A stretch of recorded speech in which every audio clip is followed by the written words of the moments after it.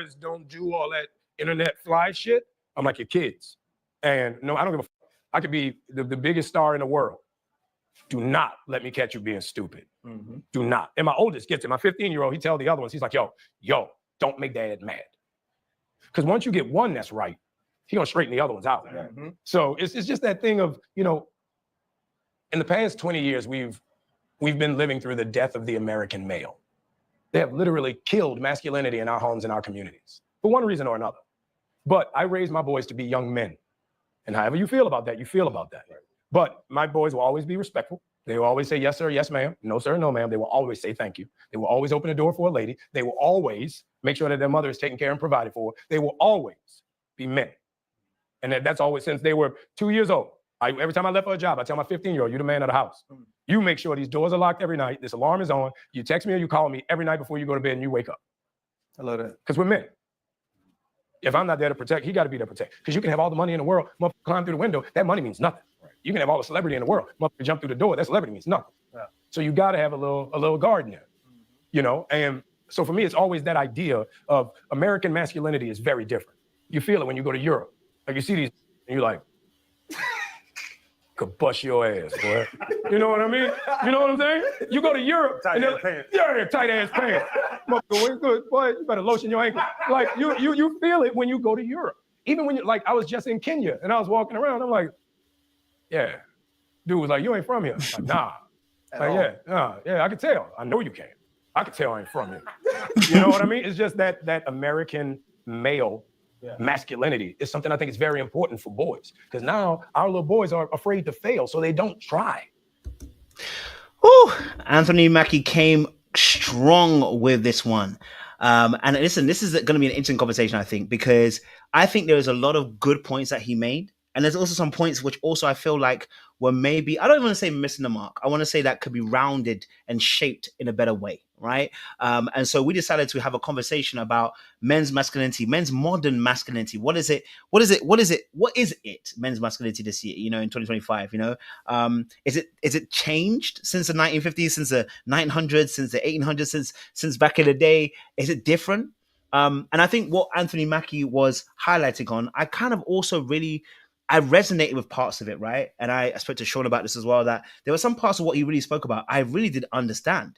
I honestly, I really did understand where he was coming from, even though I felt like at some of the points he missed me. Because I think as men, I do, and this is me personally, and when I get the boys on, they're going to definitely give their opinions, and I can't wait to share the stage with them.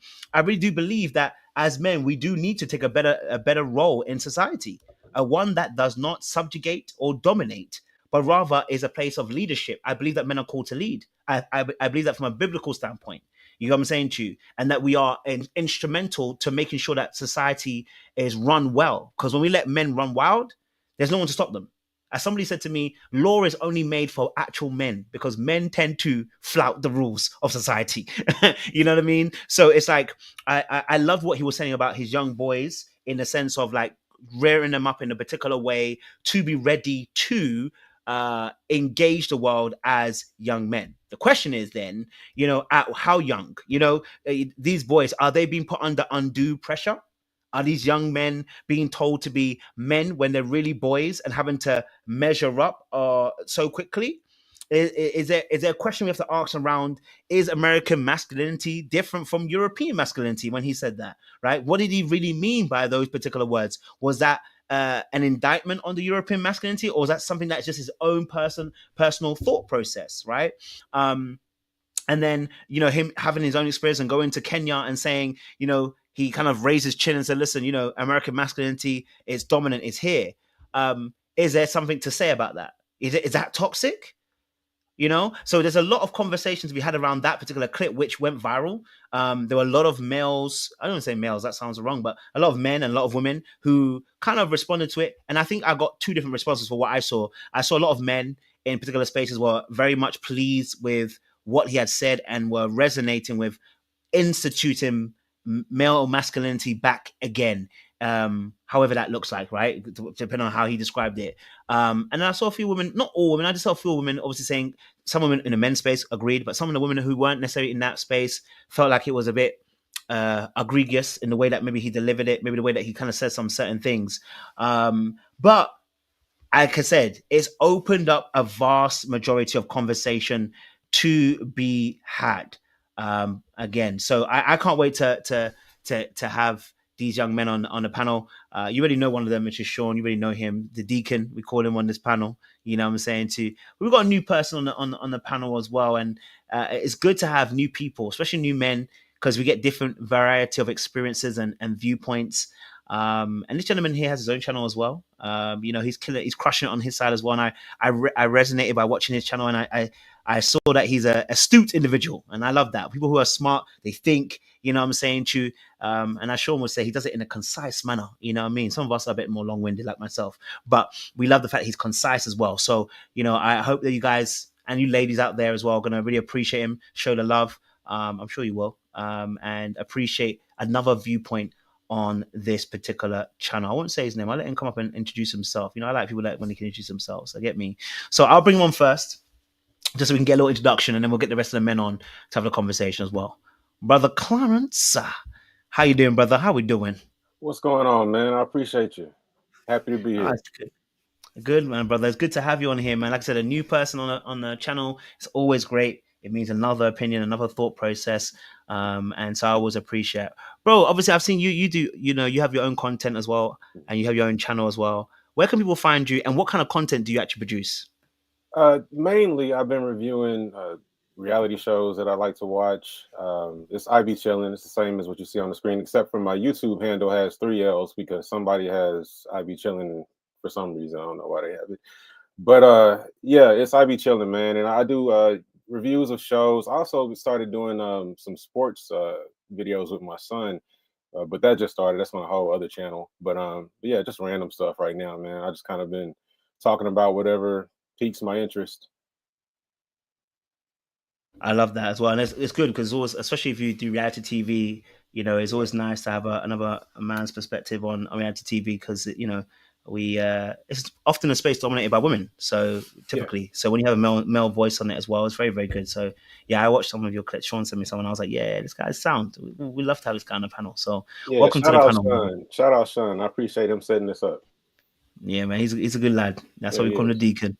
All right, let me bring the other two guests on. Trey, welcome to the panel, brother. And Sean, what were you telling me? Brothers and brothers. The first panel of 2025 on the men's section, you know, we were here a couple of years ago, and then we took a little break and we're back again every Wednesday to now talk some men's stuff as well. So I cannot wait. So we're going to talk about masculinity. What I will do is I'll give you guys a definition, just a broad definition. And then I'm going to ask you guys kind of opinions on what the clip was from Anthony Mackie and what your original thoughts were in regards to his comments about masculinity. So I put up a definition, which is obviously from the Googles, and just says here, masculinity is a set of attributes, behaviors, and roles associated with men and boys.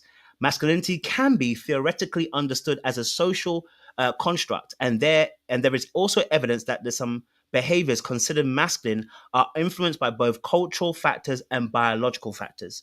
To what extent masculinity is biological or socially influenced is subject to debate. Okay, so masculinity in short is attributes, qualities regarded as a characteristic of men. So after that definition, I want to just know your thoughts in regards to the clip that was shown with Anthony Mackie. It went viral. People were talking about it. I just want to get your kind of just your original thoughts, and before I ask any more detailed questions, I'll be chilling. Let me get you in first because you are a guest on this channel, and I love to have guests on here. What was your thoughts to Anthony Mackie's kind of breakdown of masculinity from his particular viewpoint? As a father, I appreciate it. You know, he ascribes to the same theory that I do, that you really have to teach boys to be men. And I think that comes, you know, as far as I'm concerned, from my background, not having my father around. I had men in my life, my grandfather, my uncle, my stepfather when my mom got remarried. But not having my father around was obviously a factor. So when I started having children, I wanted to be that, you know what I mean? And I wanted to teach that because otherwise, you know, we're out here learning from each other, and that's never good. So I really appreciated what he was saying. I appreciated him saying it, being who he is, and on that platform, especially now with the reach that he has, just spreading that message of fatherhood. Aside from all the other stuff that I'm sure we'll get into, the basic message that I took from that was he takes fatherhood seriously, and I think that the more of us take fatherhood seriously and take leading our children into adulthood, not just helping them survive, providing food and shelter, but actually teaching them practical life skills that they can apply. I think that's awesome. So I love his comments. I love the entire interview. Love that. Thank you, Abby Chillin. Trey, what was your thoughts on that clip by Anthony Mackie? How did you interpret that clip? Um, I understood what he was saying. Ultimately, I also understand how some could perceive it as a little problematic as well. But on the basis of it, I totally got where he was coming from. Especially some of the things he was saying, because it kind of mirrored how I was brought up. Even though me and my father don't have the greatest relationship now for what happened between us, but when I was younger, I did notice a regimen of, like I say, around 7, 8, 9 years old. He would say it'd be like the end of the night before back in the day, you used to go to bed 9 o'clock. Kids in the bed. Before I went to bed, he would say, "Hey, walk around the house, check the front door, make sure it's locked. Check the side door, make sure it's locked. Just do like these little stuff, like do the rounds of the house." I'm a kid. I didn't understand why, but when I got older, I understood, he was just trying to go ahead and get some basic tenets, excuse me, get some basic tenets already embedded into me when I was young to start doing going forward. So just on the basis of it, I understood what Anthony Mackie was saying, just being that strong presence in your children's life, especially your boy's life, is important. And yes, to his point, it has changed in some ways very drastically over the years. It doesn't. It is different. It's not quite the same, and that's good and bad in many different ways. So I guess we're here tonight to kind of get into those different ways, how it can be positive and how it can be a negative in some ways as well. Indeedy. Sean, your thoughts to that clip about Anthony Mackie and his view of that masculinity? Well, we had a chance to really talk and dive in, but thank God I listened to the entire podcast because I'm on my quest of dismantling patriarchy over here. So when I first heard the clip, some of my bells and alarms were ringing. But when I got to hear it in total context, then it started to make a little bit more sense. I do think similar to what Clarence and then what Trey also shared. There were some things that resonated with me. I'm not a dad. I'm a stepfather, but not a dad. So, I might feel differently, had I a biological son. So some of the concepts generally I get, but there's some places where I think he kind of veered off into a territory of adultification or parentification of his sons. I think a little bit too early. Just in my perspective, but obviously I know we're going to dive a little deeper in it, but I generally understand the concept of a man teaching his sons to give him that entry into manhood. My dad did that for me. So I do understand those aspects, and I also I had other men in my life as well that were very influential. I love that. So before we go any deeper into that clip, I actually want to get more of a background from you guys as to what has been your experience of masculinity. So when because Trey, you gave me a little bit of that, Abhijit, you gave me a little bit of that too, and Sean, you gave me a little bit of that as well. But I think just to give us a foundation before we launch into this topic, what was your experience of masculinity growing up? You know, I think that will definitely give us a bit more of a viewpoint into this conversation. Sean, let me start for you because I'm going to start last with you. What was your experience of masculinity? You know, because you have your own upbringing, you've experienced some things as well. So tell us from your perspective what masculinity was for you growing up. Sure. So, I saw some good examples of what being a man was, and primarily through my dad and then my grandfather on my mother's side, who, those were the two men that primarily raised me, for the bulk of my, my childhood leading into adulthood. And for me, I saw it as responsibility. I saw protection. I saw care. And I was also blessed in that my dad had some, I guess, in his time, some of the ideas that he had about being a man and how to raise a son was a little probably non-traditional in the sense that my dad was super affectionate with me. He told me he loved me. And, so a lot of that is stuff that I take in with me. He was communicative, so he was all about talking. He did a good job of sharing things with me from his past, mistakes that he had made. So a lot of that stuff shaped me and shaped my idea of what manhood looked like. For some of that may know, I lost my dad when I was 16. So, I'm so glad that he really spent a lot of time in my early years talking to me and sharing that love vocally so that I could hear and experience it. So that kind of was always my idea, like my existence was always shaped by that. My grandfather, on the other hand was probably a lot more traditional.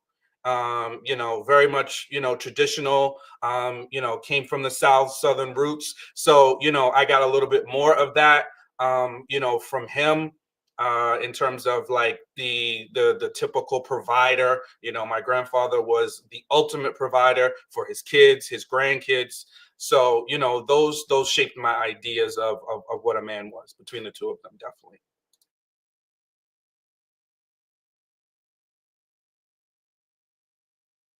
I appreciate that. It's good to hear that point of view. Trey, your perspective of masculine growing up. It's it did start with my dad first, but I think the greater lessons came from my uncles, the ones on my mom's side of the family, definitely. And one uncle in particular is interesting, even though I can be honest to say, even though you may look at him and say he wasn't the greatest man,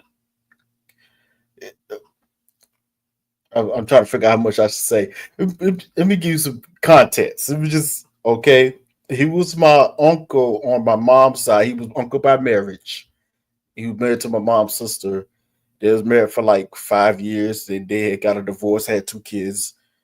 And then when they got their divorce, about 9 months later, he married my dad's sister. So he was my uncle twice. It was a situation. It was like, oh wait, what's going on here? I guess he just loved that family too much. But I will say, growing up, he seemed to be, well, ain't no seemed to be. He was the uncle that a lot of the boys, and even the girls, would go to talk to. He was the one that was open, and he would allow you to, even at a young age, talk. We can go to him. You can talk with him. You can be real with you. He'll give you real advice. Like, and it was good advice. When you look back and think on it, it was really good advice at the time.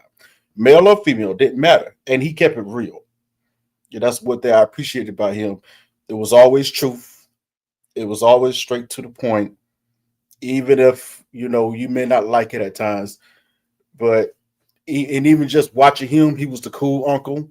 You know what I'm saying? All the women kind of liked him. He's just cool kind of cat, real smooth. But when it came to the kids, he was the main one that did everything for the kids around. Like, he would throw barbecues, invite all the kids to the house.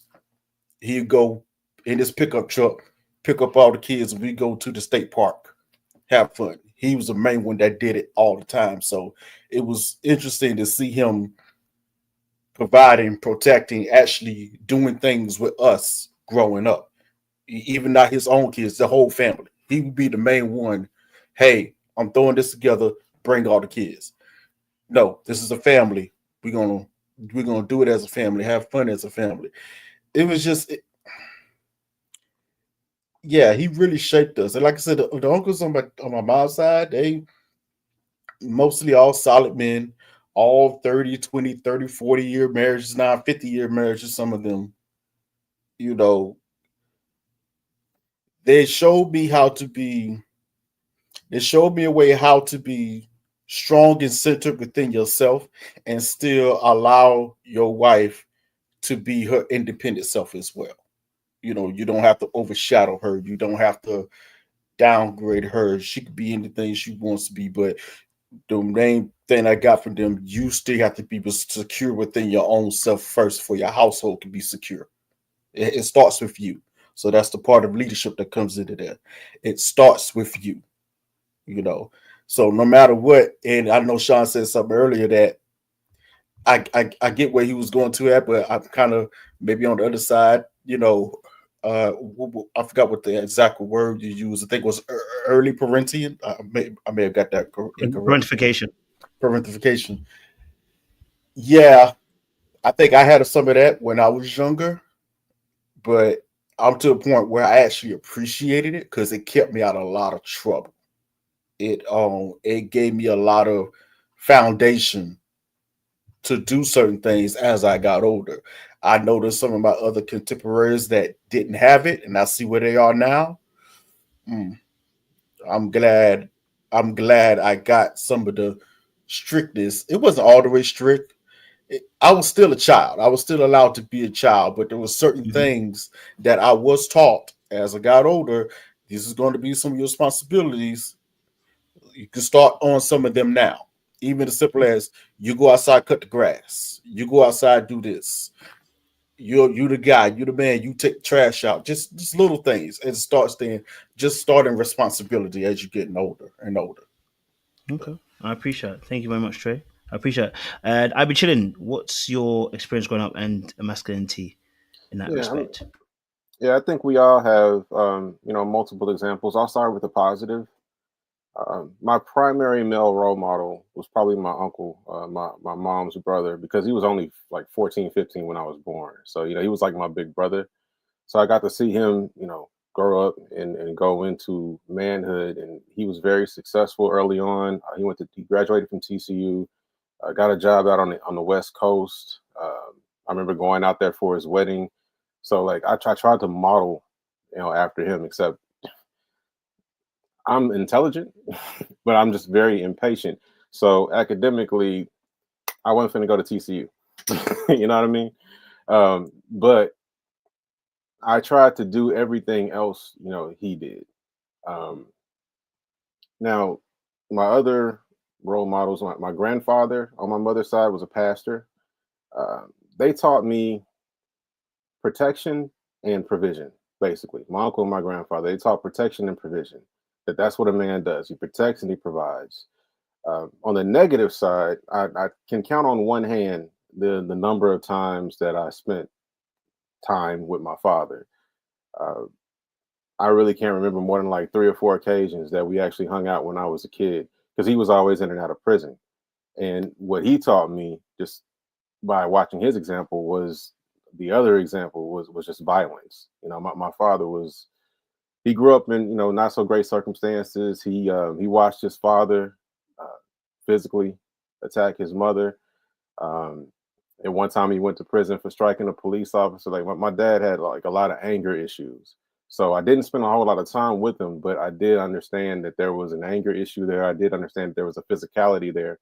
And so that was the kind of the negative side of masculinity for me. So I never fit into that. I've always been very artistic, very creative. I was never very physical. I played football and I sucked because I didn't like getting hit. You know what I mean?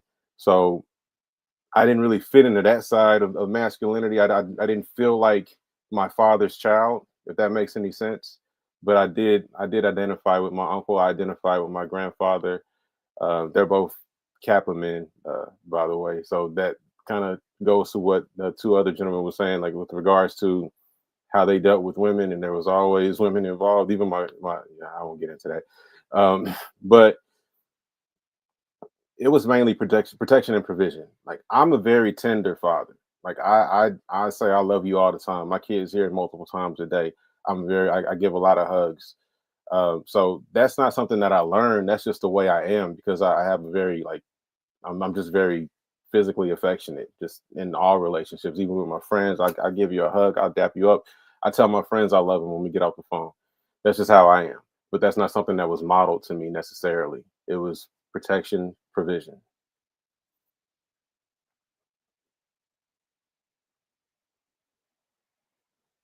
All right, we're getting somewhere. Okay, cool. All right.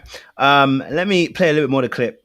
We'll just scoot back over that clip a little bit just to bring back the conversation, remind you, refresh you as well, because you guys have started off really well. You've given us some good deep backgrounds in terms of your own experiences, and I think that's important before we talk about this topic, because it gives us a goodwill, right? Because a lot of times when people are discussing topics, sometimes we miss the fact that everyone has different opinions, different viewpoints to how they see it because of their experiences. And so I want to play a little bit more of the clip again, just to kind of remind us, bring us back to that place. So let me just get the clip for y'all. You go to Europe, tight ass pants. Yeah, tight ass pants. Okay, hold on. Sorry. A garden there, you know, and so for me, it's always that idea of American masculinity is very different. You feel it when you go to Europe, like you see these, and you're like, okay, let me go further back. I want to get the first part of what you spoke about first. they will always say yes sir, yes ma'am, no sir, no ma'am. They will always say thank you. They will always open the door for a lady. They will always make sure that their mother is taken care and provided for. They will always be men. And that's always since they were 2 years old. Every time I left for a job, I tell my 15-year-old, you're the man of the house. You make sure these doors are locked every night. This alarm is on. You text me or you call me every night before you go to bed and you wake up. All right. So Trey mentioned this. Ivy Chillen also mentioned this as well. And I want to have a conversation about this. Is this toxic or is it not toxic to make young boys men of the house? A little bit of background. Anthony Mackie is also separated from, I believe, the mother of his kids as well. So there's a slight difference. He's not actually in the home, if I remember correctly. But is it toxic? Is it toxic to be the man of the house? To call your sons the man of the house? I want to, know your opinions on that particular aspect. Who has a strong one on this? Whether they feel like it's toxic or not toxic. I want to I see don't think. who's. Go for it, Cap. Yep. No, I don't think it's toxic.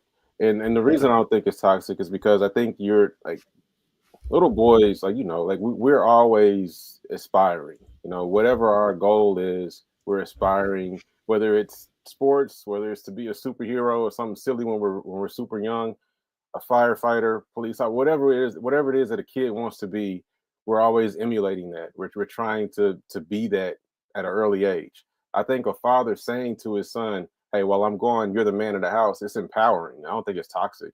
I think it's encouraging them to grow into who they'll be eventually. It's not saying that you're a man right now. I just think it's reminding them of what they're growing into, and it's also providing tangible examples of what that actually means. Okay, if you're a man in the house, that means that you're going to make sure that the house is secure when it's time for bed. You don't just go lay down and assume that everything is good. You make sure everything is good. It's a mindset. It's training. And that's a lot of stuff that we develop, on our own as you grow up and you become responsible. You get in your own place and you start taking care of your own business. But I think it's healthy for a father to instill that in his children. I think it's healthy for a father specifically to instill that and to instill that aspiration of manhood into his son, to give him something to try to be. I have absolutely no issues with him saying that. He wasn't saying that, I expect you to help out with the bills. Just, hey, this is at your level. This is what you can do that men do. You can make sure the doors are locked. You can make sure that the windows are shut. That's simple stuff that can teach a kid. And I don't feel like it's a problem. Another point. And I know, Sean, you definitely have an opposing view or not opposing. I shouldn't say opposing, but you have a slightly twist on that because I know we spoke about it. So that's why I'm going to you first. Go for it. Yeah, again, I had to, once I listened better, I was able to understand, I was able to get what he was saying.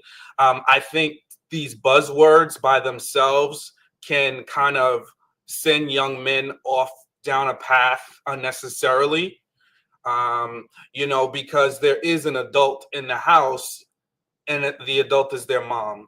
So I think that, although he is giving his sons some steps of things to do, I think that also in context means that they need to respect their mom, and I would have wanted him to hear, I would have wanted him to say that, because a lot of young boys, especially at that age, they hear that, and in their minds, it is equated with, I'm the boss, and they are still under the care of their mother, who is the adult in the house, especially with, Anthony Mackie, who was outside of his home.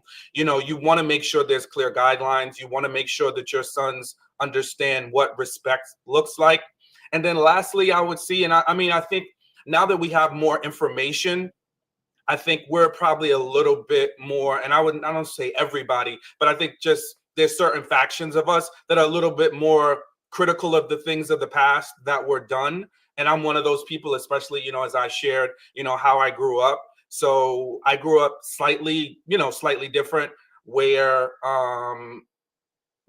those types of some of the type of messaging that people hearken back to say, oh, this is great, that some of that stuff was already dismantled for me, with my experience with my dad. So I just think giving kids too much too soon, I didn't like the example that he shared about if somebody breaks in the house, what his expectation of his sons were, especially a 15-year-old. I just think that's too soon to be setting an expectation that you want your young teenage son to engage with someone that is potentially breaking in their home, and the responsibility of protecting the family on them. And another thing that kind of just made me kind of question it was the fact that he said he's been telling them this since they were like 2. So for me, I just think that might be a little bit too much, to give a child. Trey, go for it. Well, let's get to the root of all this. It's the phrase itself, man of the house, and the connotation that it comes with. What exactly are you saying when you use the word man of the house? And if we're going to get nuance in particular, at what age are you really teaching this into your son? Me personally, I have not used the phrase "you're the man of the house" to any of my sons until the oldest. The oldest is about to be 18. I didn't start using that phrase with him until he was 16, 17, actually. And then I was still very particular how I used the phrase. For example, I told him, okay, listen, your mom, well, in this the situation I'm about to give you, his mom was about to leave out for the weekend. Not the weekend, but like the whole day or whatever. She's going to be back. She's going to be by himself, whatever. Not the first time, but I was like, hey, you're there. You're going to be responsible. You're the one that's in the house. You're responsible for whatever goes on. So in some way, shape, or form, you're the man of the house. Or I have told him, hey, even when he was younger, whenever he was with me or when he was at his mom's house, like, hey, don't forget to walk around the house, make sure the door's locked, this and that and third. Little stuff like that. I always told him, you're still a child. Your mom is the authority. Anything happens, you go to her first. But I was still teaching him some things, that would get him ready for when he get old enough to get out on his own. But it really is the connotation of this, you're the man of the house. If you tell a child that, how are they going to perceive that? You know, if you tell a young boy that, is he going to perceive it in a way of, to Ivy Chillin's point, it is empowering. I remember I got told that. I felt, oh yeah, okay, it felt good, and also it was a sense of responsibility. I started to take it very seriously. Okay, no, I need to get up and check this out. But you also got to be careful and not to have them thinking that they're the end all be all. Like, you're still a child, and you still got to stay in a young boy's place. But I am instilling to you some responsibilities that as you get older, it will help you in life. That's the part that we actually need to have a conversation with our sons and actually explain to them as they grow up, what does man of the house mean? Because even I'm growing up, yeah, I got hit with that phrase, and God's honest truth, to Sean's point, I didn't know what that truly meant when I was a kid. Just the phrase was just told to me. Now you're the man of the house. Okay. And I felt like I'd be chilling. Okay, yeah, I'm man of the house. I'm man of the house. You know, but then I remember my dad saying one time, nope, you still listen to your mama. Mm. You still listen to your mama. And that was the key point of it all. That's your mama. You still listen to your mama. Whatever she needs help with, you assist her. Mm. Okay. Now, obviously, Abichi, yeah, I was going to go to anyway. Abichi, and go for it. Yeah. Excuse me. I think we have to, keep context in this. When he was talking about this specifically, he was talking about raising his sons. I would assume that somebody that's teaching their child to say yes, sir, yes, ma'am, to open doors for ladies is also teaching them to be respectful. So I'm just giving him, I'm giving him the benefit of the doubt and saying that he's modeling respect to their mother, and that it's implied that, yeah, you're the man of the house when I'm gone with regards to making sure the house is secure, but that doesn't mean you're in charge of your mother. I think that can be implied, or it could be something he straight up says, but he just didn't mention it in this podcast, in the context of this podcast. So I think keep that in mind first.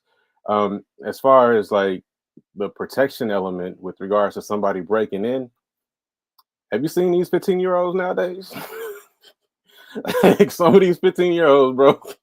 Like my oldest son is 21, and I also have a God, I got a 16-year-old. He's gonna get mad. I'll forget his age. So I got a 16-year-old and a 21-year-old. So my two boys. The 16-year-old is bigger than the 21-year-old. If somebody broke in the house, I'd want the 16-year-old to go at them. But I just think that there's common sense in this. You know what I'm saying? Like, I don't think he's trying to gas him up to go take on grown men. But in a situation where, somebody's coming in the house and your mother is there, it's instinctual for men. Even if he isn't saying this, it's instinctual for us to protect the women in our lives. I was watching a video earlier today of a little pit bull puppy jumping in front of a toddler. A puppy smart, ain't even up to the toddler's knees. It's a little tiny, tiny puppy. But it's just instinctual for them to be protective when somebody, steps to them. And I think I don't think there's anything wrong with encouraging that, or fostering that in your son, with common sense. I don't think Anthony McKee comes across, or Mackie, I'm not sure how to pronounce his last name. He comes across as a pretty, he has his head on straight. So I don't think that that he's modeling toxic masculinity to his children. And I think that the fact that man of the house has a negative or any kind of negative connotation to it whatsoever is highlighting an issue, currently, because the term man of the house shouldn't have any negative connotation to it whatsoever. It should be a beautiful thing, but a lot of houses don't have men, and a lot of houses used to have men that didn't act right. So there's a reason why we kind of see it that way. But my impression, I'm giving him benefit of the doubt. I don't think he was telling them, when I'm gone, you run this, and because you're the man of the house, you ain't got to listen to your mama. I don't think that was the case at all.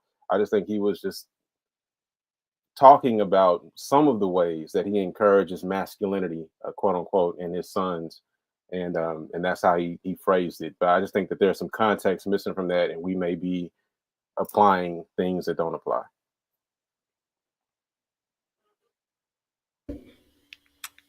Any other points, Sean, Trey? Any other points in regards to that?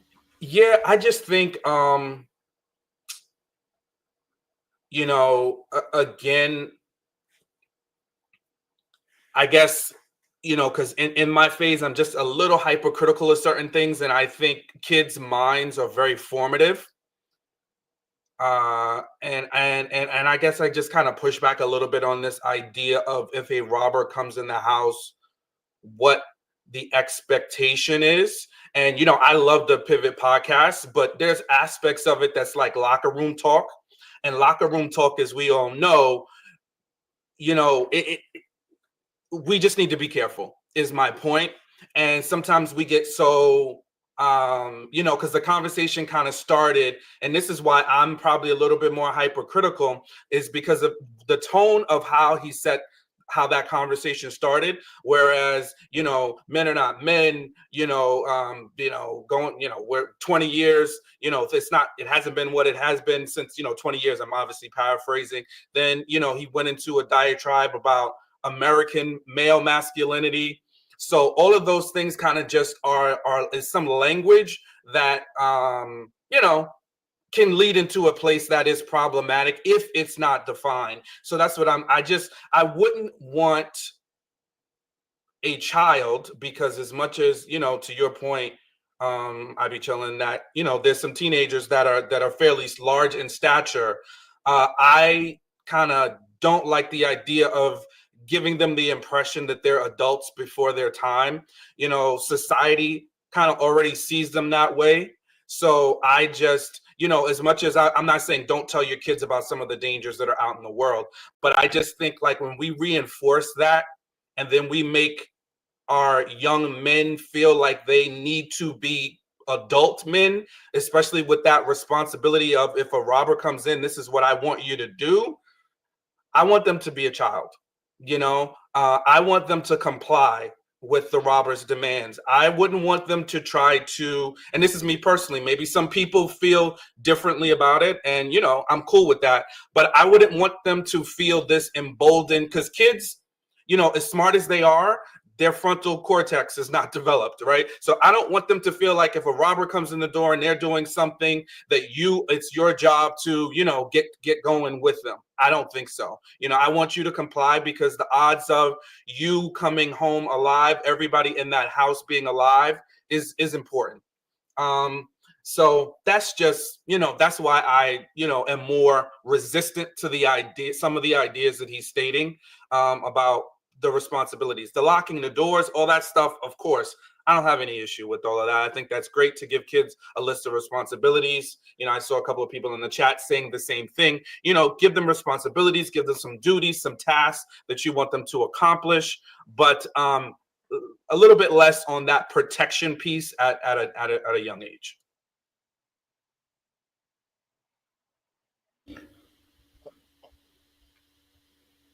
Go for it, Trey. Go for it, Trey. Go for it. Oh, Sean, I feel you on that. I really do, because there's some things that even when I was taught growing up, I have tried to either massage or change when teaching my sons, because I can see some, what that doesn't work in our times, or I want to do something better that I perceive it to be better. I get you on it. For some reason, something is holding me back all the way, especially on the protection aspect, because I get you. I did not want to teach anything to my sons that I deemed was maybe a little too early, because they're still kids.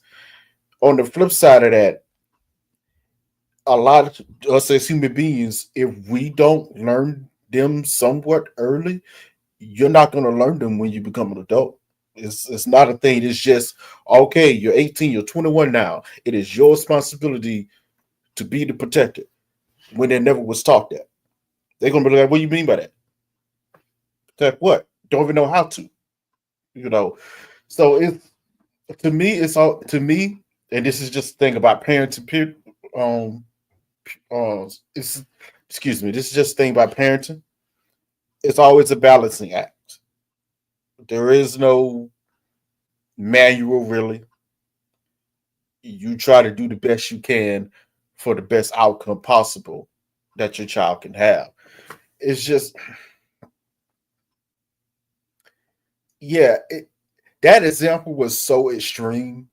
Breaking into the house, somebody breaking into the house, what do you expect them to do? It was a very extreme answer. Because if I'm not there, what I have told my sons, well, all, this is going to be You can say it. controversial. Yeah, this is going to be controversial You can because say it. what I Because have it's taught my real. sons that they know how. I've taught them how to fight. They also know how to shoot. I'm a country boy. This is what it is. Know how to shoot. I taught them responsibilities of handling firearms. They never actually been, they've handled them in a safe manner. Taught them, they don't carry around. They don't, I taught them. I also say, hey, somebody breaking in the house. I'm not here. Your mom's here. First things first. If you can't, call 911. Call 911. Call the authorities. Second option, yeah. Me have You to gotta get do what to you it. gotta do. We have to get to it. It is what it is, and that's just because especially when we get to a certain age, let this kid just keep it real. It's for us men, and this probably is too early. Once we do turn 18, 17, 18, unfortunately, the world is going to look at you as a man and treat you as such. You go to jail like one too. They ain't gonna hold your hand. You're gonna be treated and judged as one. Point blank period, whether you live up to it or not.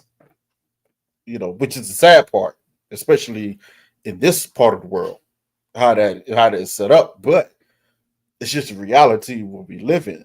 So I've always tried to strike a little bit of a balance here. Like I did have fears of, when I was teaching my sons how to handle firearms.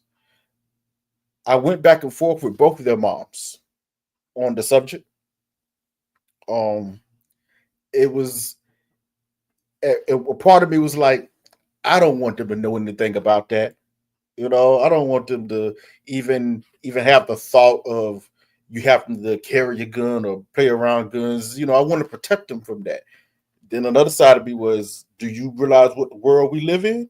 No, you'd be foolish not to at least teach them something or at least have an idea of what's really out here.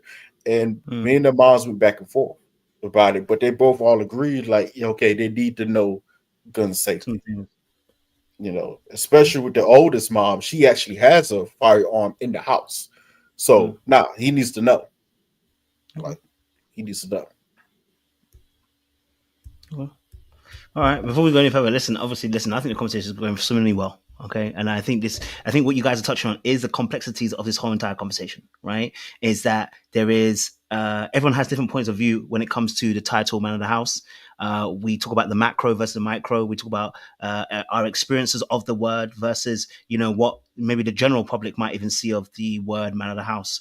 And the example that Anthony Mackie gave of his sons per se as well. And I'm hearing the difficulties here as well as being a parent. How much do you teach a child in order to be prepared for the world that they're about to go into versus trying to keep their innocence in that particular aspect, and that's the difficulty because the world, if you don't teach them, the world will teach them something. You know what I mean? So I'm hearing the difficulties in that role of such as well. Okay, so I have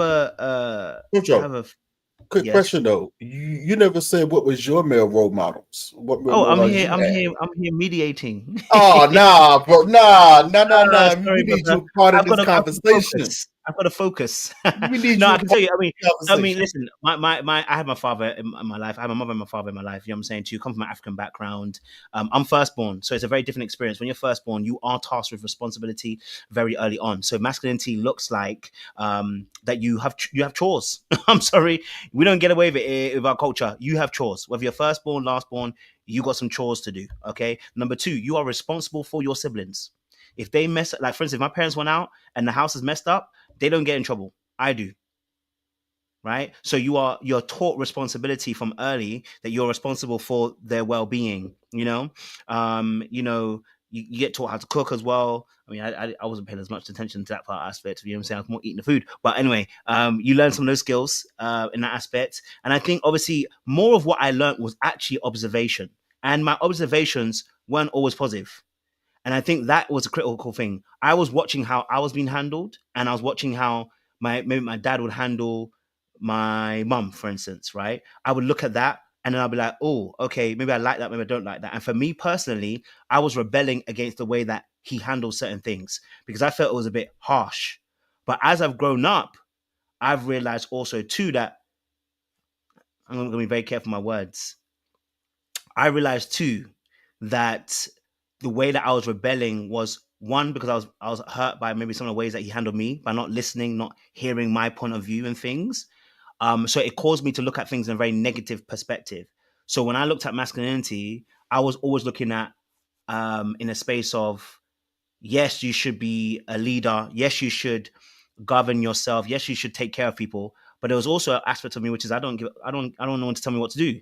I don't know one to tell me what to do, how to do it, and how to go about it. You know what I mean? And then how I looked at women was any kind of back chat is rude for me. That's how I was looking at masculinity. Like, you know, as men, we have there's a lot of responsibility on our shoulders. We got to show up in the world. We don't need them as well adding to the pressure. You know what I mean? So it's like that's how I looked at it from that particular perspective because I had a limited scope when it came to masculinity and what being masculine is. Because I think again, reading back to that definition, there is an aspect which is as a male, and I think Ivy Chillian, Trey, and Sean, you've kind of touched on this, right? There's a natural thing that I think you have a natural tendency to want to protect what you love and what you care about. When that develops is another question. But you do have that natural tendency, you know what I mean? But then there's also that social engineering that is also taught to you from a very young age. So you don't know where the line is or where the line is not. Where, you know what I mean, where it's social engineering and social construct versus this is cultural versus this is biological. You got what I'm saying to you? So it's all infused. So my experience of it was good at certain points, but there's a lot of parts I rebelled with because I felt like I wasn't heard, I wasn't listened to, and I felt like my dad was dealing with a very strong hand. So it just I wanted to rebel against that. But there was a lot of good things on that. You know what I'm saying to you? A lot of good things for that. And I would say that listening to all you guys' points, I think as I've done a bit more work and done a bit more healing, I realized that obviously that, for instance, Anthony Mackie's comments on this instance, I actually understand the man in the house situation. I think you need a bit of that. I think young boys need a lot more responsibility than we give them. I think they need responsibility, but here's how I want it to be. You need responsibility with a person who's standing over you, also overwatching and overseeing. Giving a child, for me personally, responsibility when you are not there is chaos because there is no one to turn to be able to ask questions about how to do it. So what the child learns is if there's no one to turn to, I just need to figure it out. And that for me breeds hyper independence rather than interdependence, which is a mutual kind of reciprocity of depending on people as well. So I think for me, Anthony Mackie's comments are cool. If he's in the house and he's overseeing and he's watching, then for me, I think the man of the house thing makes a lot of sense. You know what I mean? Because although they're the man of the house, they're not the man of the house. The father is. But it just depends on that angle that comes from. So since we're talking about that, you know me, I'm in my teaching bag these days. So, I went to do a bit more research and give you some infographics for you guys. Okay. All right. So we can discuss this topic a bit more about whether it's toxic masculinity or whether it's positive masculinity. So I went and got a little bit of a chart. Because Sean, you brought up a point about parentification, about the comments that he made about making his child, the quote unquote the leader in that aspect. Let me see if I've got the right one. Okay, I've put my chart here. Here's my chart. I know you're off the screen, but you guys can watch it and see it. Okay, so there's a chart here. On the left is what we call, apparently, I'm allegedly, but it seems pretty accurate to me when I did my work. The aspect of parentification of male sons versus genuine masculinity. What I'm going to ask you guys is, looking at the list, take a minute or two, looking at that list on the left-hand side, would there be anything that you see here that you disagree with? So anything on that left-hand side where you see the parentification of male sons, is there anything on that left that you'd say you disagree with, or maybe you need a bit more expansion, or it needs to be more fleshed out or whatever? Is there anything on that side that you may look at and go, not really sure about that per se? I'd rather have the disagreements first, and then we can go into agreements after. So just take a minute or two just to look at the left-hand side column and see what you disagree with. Okay, so I'll give you guys just a minute.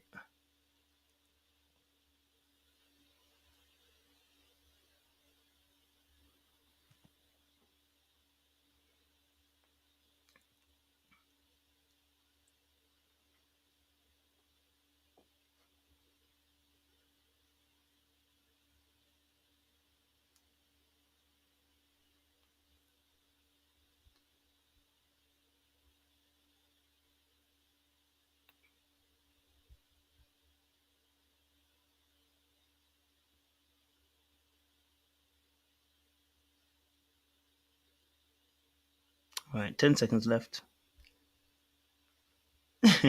Someone said talk.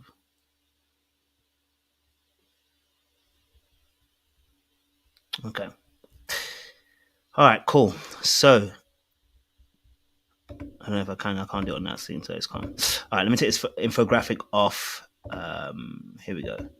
Okay, cool. So for you guys, was there anything that on that left-hand side that for you disagreed with per se?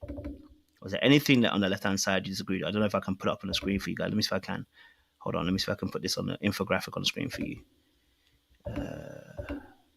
Yeah, there we go. So I can put it on the left-hand side. Fantastic. So you can actually still see it. I don't want you to remember it. Yeah, Sean. Quick question. So by disagree, meaning that it's something that we would want to do versus Yes. Okay. Versus yeah. Sorry, I showed me that. Okay, apologies. Yeah.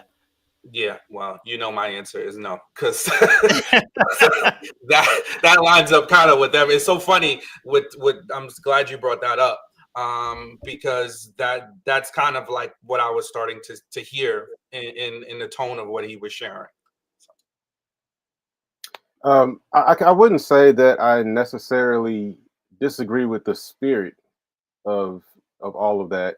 I think that we have to take reality into account, because a lot of this is applicable in an ideal world or ideal society, and we just don't live in an ideal world or ideal society. Suppresses feelings to protect others. Shit, if you're in a relationship, you suppress feelings to protect others all the time.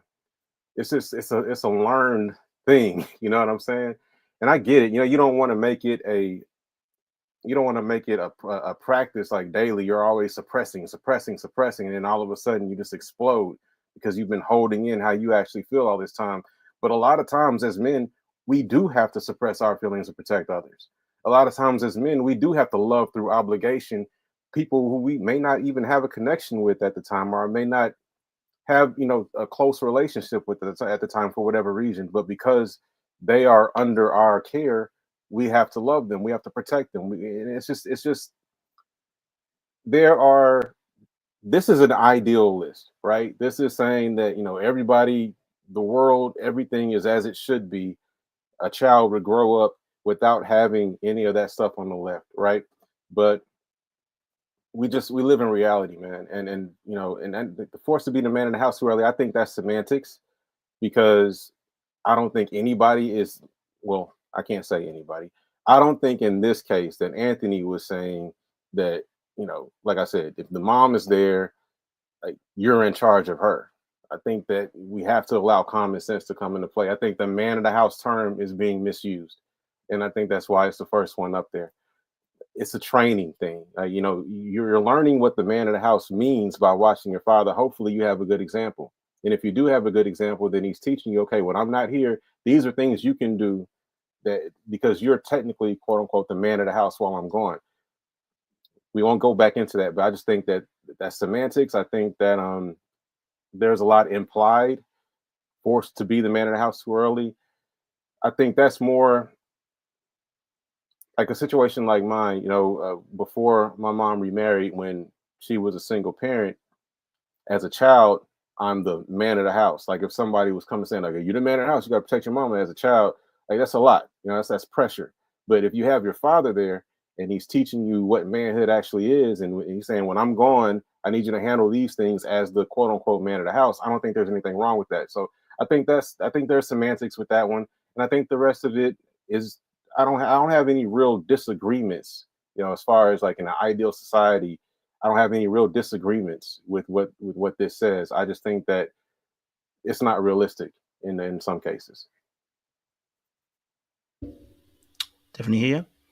Yeah, Trey, go for it. You said you want to show. Go for it. I don't disagree with anything on the list. The only one that gave me pause was the learns to love through obligation. But as Ivy Chiller just said, well, how he explained it, yeah, that happens. So, as men, this is sometimes we are put in position to love that way.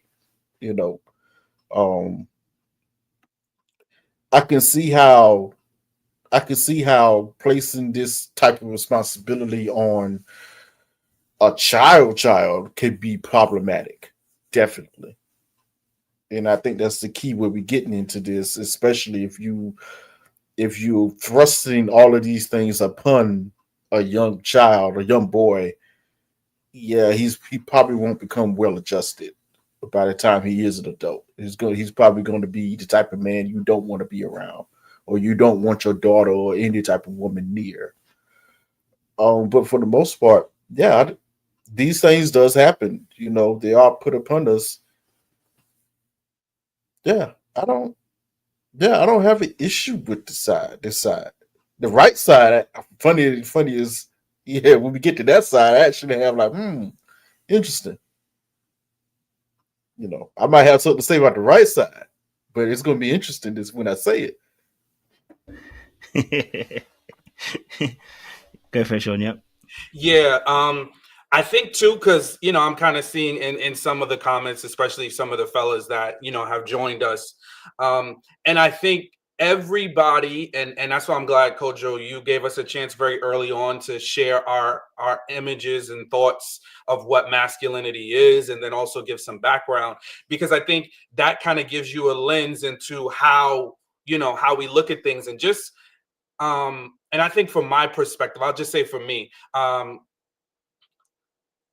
I've always been taught, and just came to me as we were talking this through, I've always been taught to challenge things. And I didn't realize that whether it was directly or indirectly, that my my dad kind of did that, because what he shared with me was a lot of the mistakes he made early on as a teenager and a young man was because he wanted a love from his dad, who he grew up in the household with. My grandparents were married until my grandfather passed away, but he just never felt love from his dad. He felt dismissed. He felt like his dad never cared about anything with him, never cared about anything that he wanted to do. So he overemphasized that to me. And in doing so, it kind of taught me that it's okay to look at things that your parents do and see some wrong in it. And see some things that they might have done incorrectly and then want to adjust.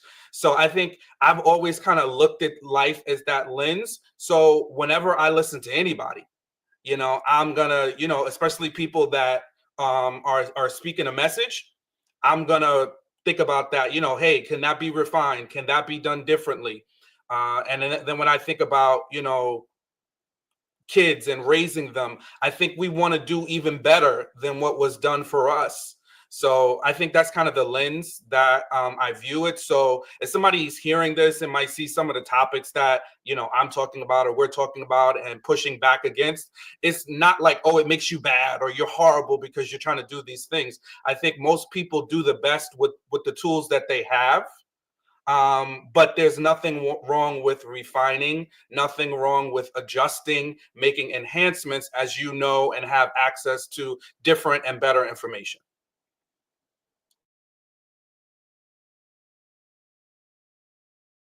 Yeah, and I love the points you guys are making, because I think this, like I said, this is spectrum, right? I think, like, for instance, the left-hand side, I take both sides, right? I take the idealistic approach and I also take the realistic approach. And I think that's where there's a clash, but not in a bad way, in a sense of depends on what life you've lived. If you lived in a life where you were able to have an idealistic environment, then you're not going to have no problems with this. You're going to say, yeah, this is more realistic for me because I lived in an environment where I had maybe two parents that loved me, cared about me, spoke to me, encouraged me. What we talk about a lot of times, attachment styles, secure attachment environment. But then there's other people who grew up in households where they didn't grow up in that secure environment. It was survival of the fittest.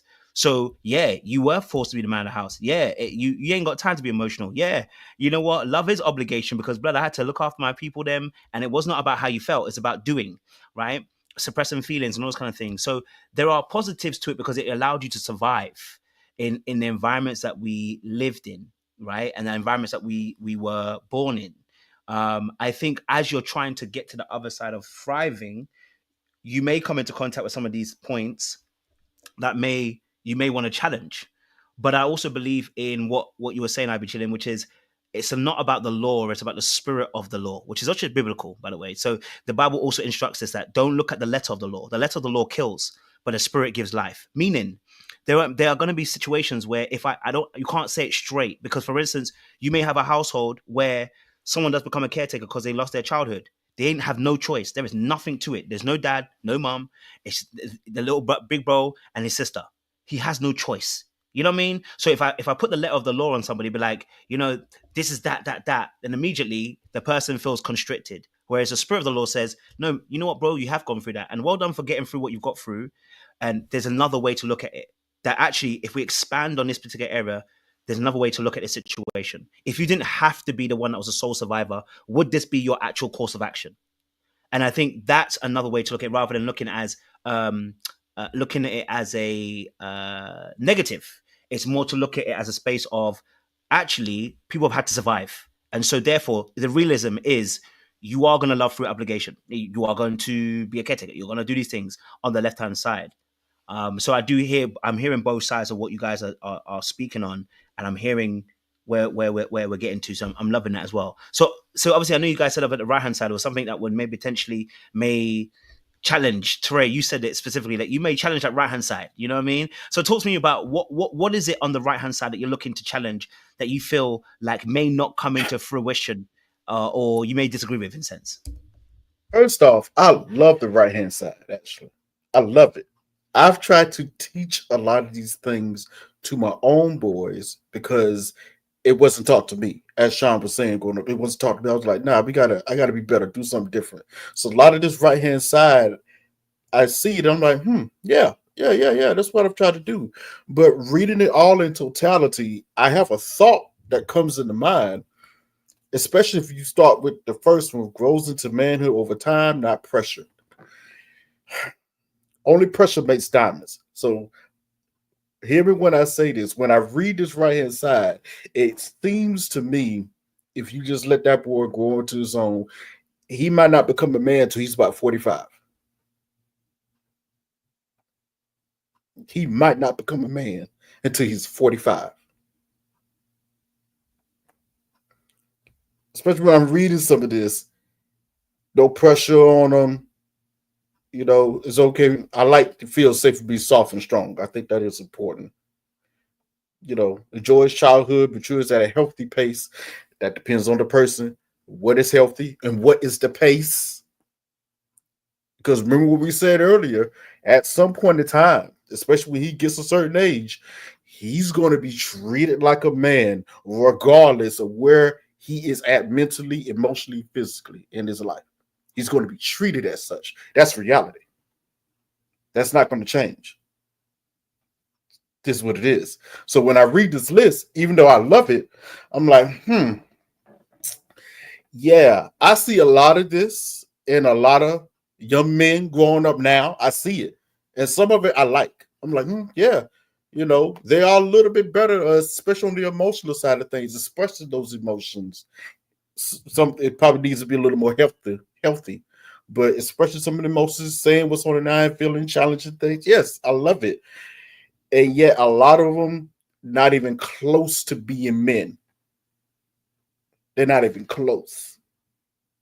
They most of them, and we see this, most of them are not even really reaching their own, becoming into their own man space, actually getting financially straight, mentally straight, emotionally straight until they're about 40. That's what's been going around now. They're not even hitting that stride until they're 40 now. So I'm looking at this list. I'm like, yeah, they ain't gonna hit it till they're 45, which is, to be honest, could be cool if we didn't live in the world that we live in. Because this is put it out there. When it comes to our contemporaries, most women, they want to be with a man, at least their perception of what a man is. They want to be with a man, not a little boy in a grown man's body still trying to become a man, especially when we get to a certain age. So this is where a lot of this come into this. Where's the starting point? Where's the cutoff point? You know, this right side is great, but it's something that needs to be taught in our young boys with supervision growing up. But when they get a certain age, we know and understand that we got to let them go. And hopefully they can start on that journey into being a man by that point on their own. But yeah, I'm reading this side. I may love it, but if you really be real with yourself, most of these guys ain't becoming men until their late 30s and 40s. So is everybody going to be okay with that? No, just this question I have.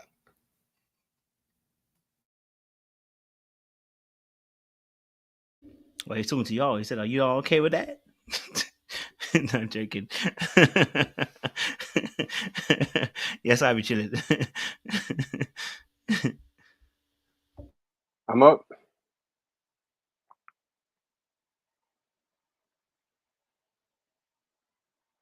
Is Oh, everybody you go for it. close? Okay. Oh no, All go right. for it. No, Go my for it, bad. bro. Oh, I you thought you were good. going. No, you good. Yeah. I mean, I agree with them. Like I was saying earlier, some of it is semantics. You know, grows into manhood over time, not pressure, ideally. But pressure is part of life. You know what I'm saying? Like pressure is part of pressure is in school. You have pressure to pass a test. You have pressure to get your assignments in time. Like pressure is how we grow. So pressure is necessary for growth, I think. Um, but again, maybe that could be phrased differently. So I get the spirit, like you were saying earlier. I get the spirit of the term, but it's not applicable in reality. Knows his worth is based on identity, not output. That's partially true.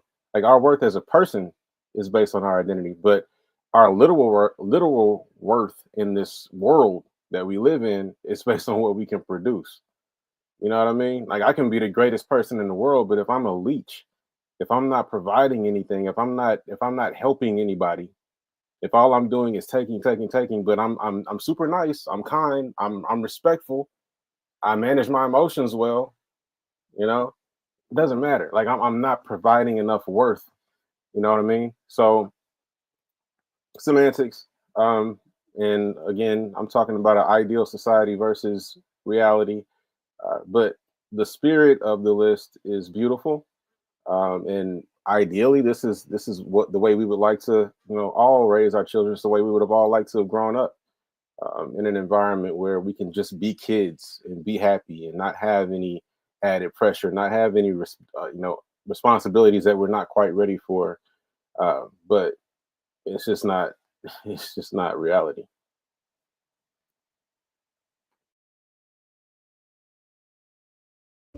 Go for sure. Yeah, I think environment is important. So I can, it is though I identify and understand a lot of the concepts on the genuine masculinity side, and I think environment is important. So there's some things we need to infuse and share um, with our young boys, especially about certain things about life, how to survive, depending on the environment that they're in. Um, I don't know. Listen, I'm biased because a lot of these concepts were things that my dad shared with me, and it wasn't like word for word, but it was the spirit of these concepts, right? And I think more of us men would benefit from that. And I think some of the things and extremes that we see, like red pill, and some things that can come off, as misogynistic, would be helped by a little more time spent in explaining and showcasing what manhood really looks like, because unfortunately, due to a lot of reasons, there's some men that may lean into telling their they're telling their children certain things, but they're not there to do it. And I guess that's why I'm a little hypercritical of some of the messaging that Anthony gave to his boys, because he's not in the household with their mom. So I know that certain messages in my mind were just implied based on society alone. I can't imagine that if my dad told me I'm the man of the house, I'm going to be able to, at such a young age, delineate what that meant and how to interact without enough instruction.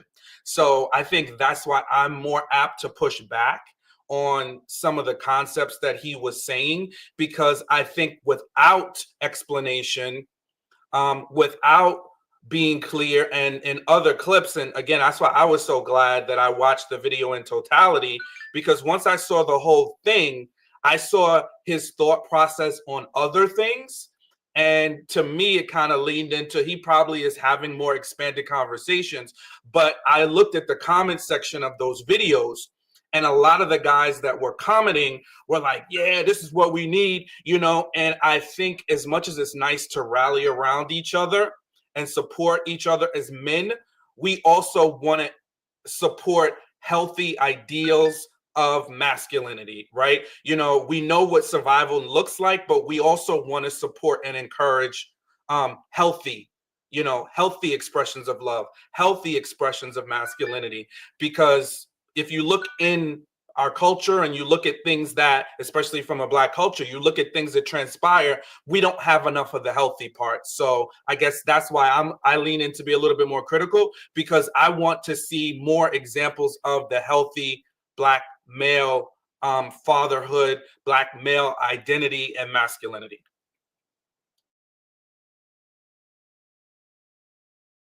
Yes. So it's interesting, actually, this aspect, because again, I think both of you are, and I'm not trying to ride the fence. I really am understanding where both sides are actually coming from, because again, the key word I think Sean you just used there was environment, and Ivy Chilling was explaining. I guess Ivy Chilling and Trey also explaining the environment. Not every soil is conducive for you to have ample time to be able to grow into this beautiful flower. Sometimes someone comes along and their foot done trampled upon the soil, and there are some environments where they get to grow up in this lovely field of other flowers and get to grow into a blossoming tree.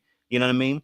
And so it really is the environment. I think the aspect of hearing both sides is, I think the key thing in all of this is that as we are growing, as I'm hearing you guys talk, as we're growing, I believe we're trying to shift more towards the right hand side.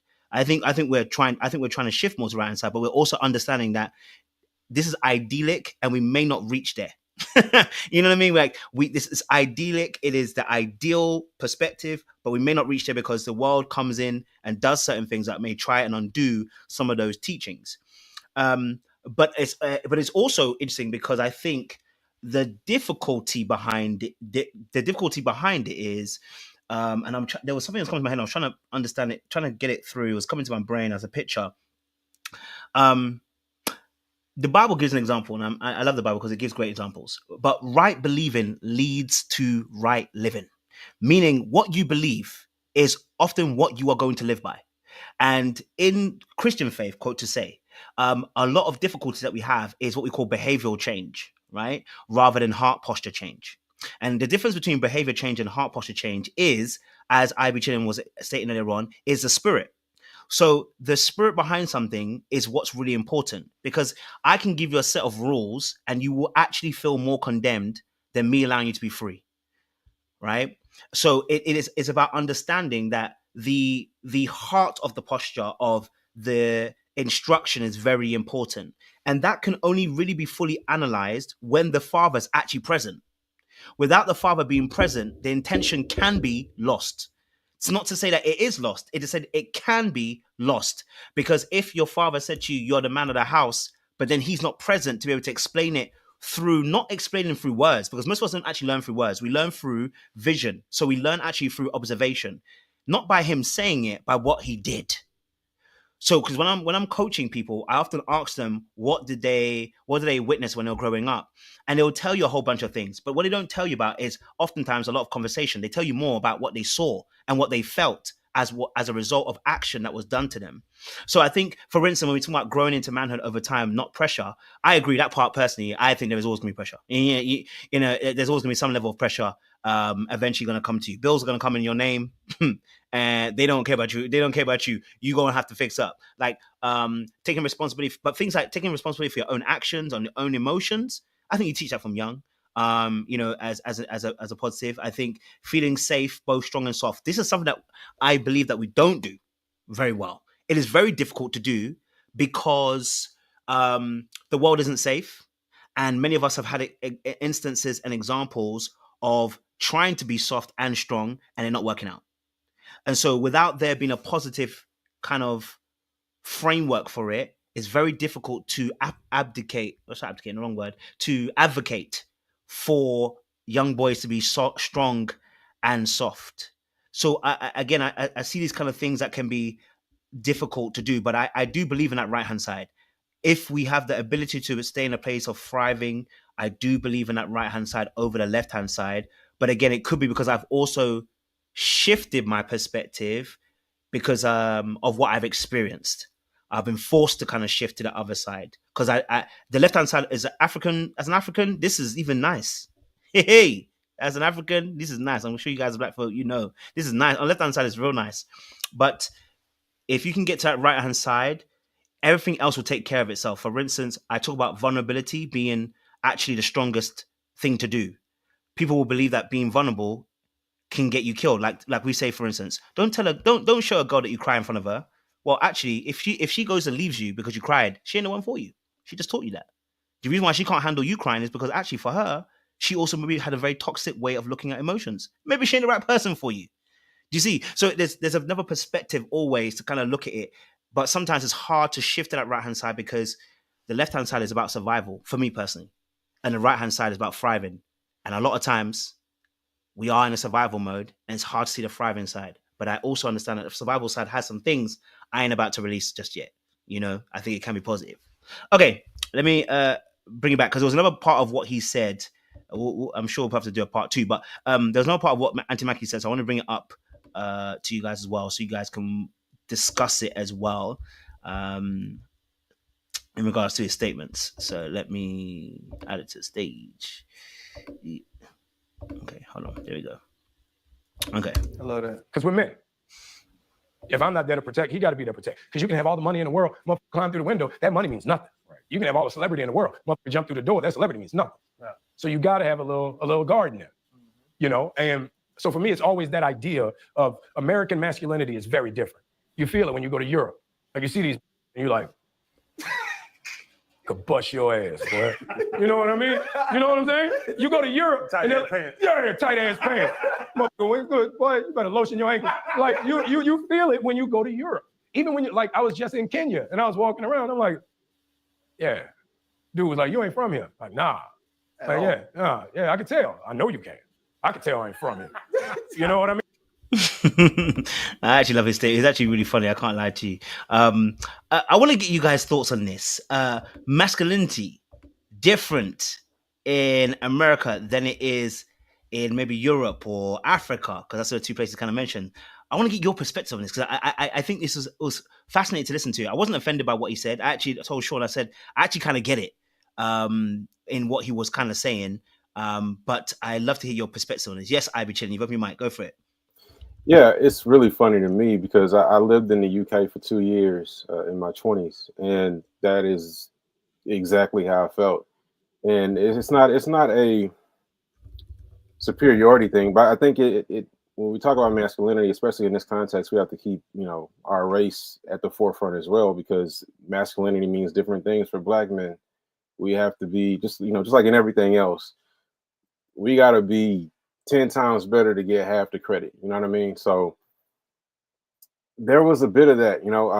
When I was living over there, I recall vividly going into public spaces and feeling like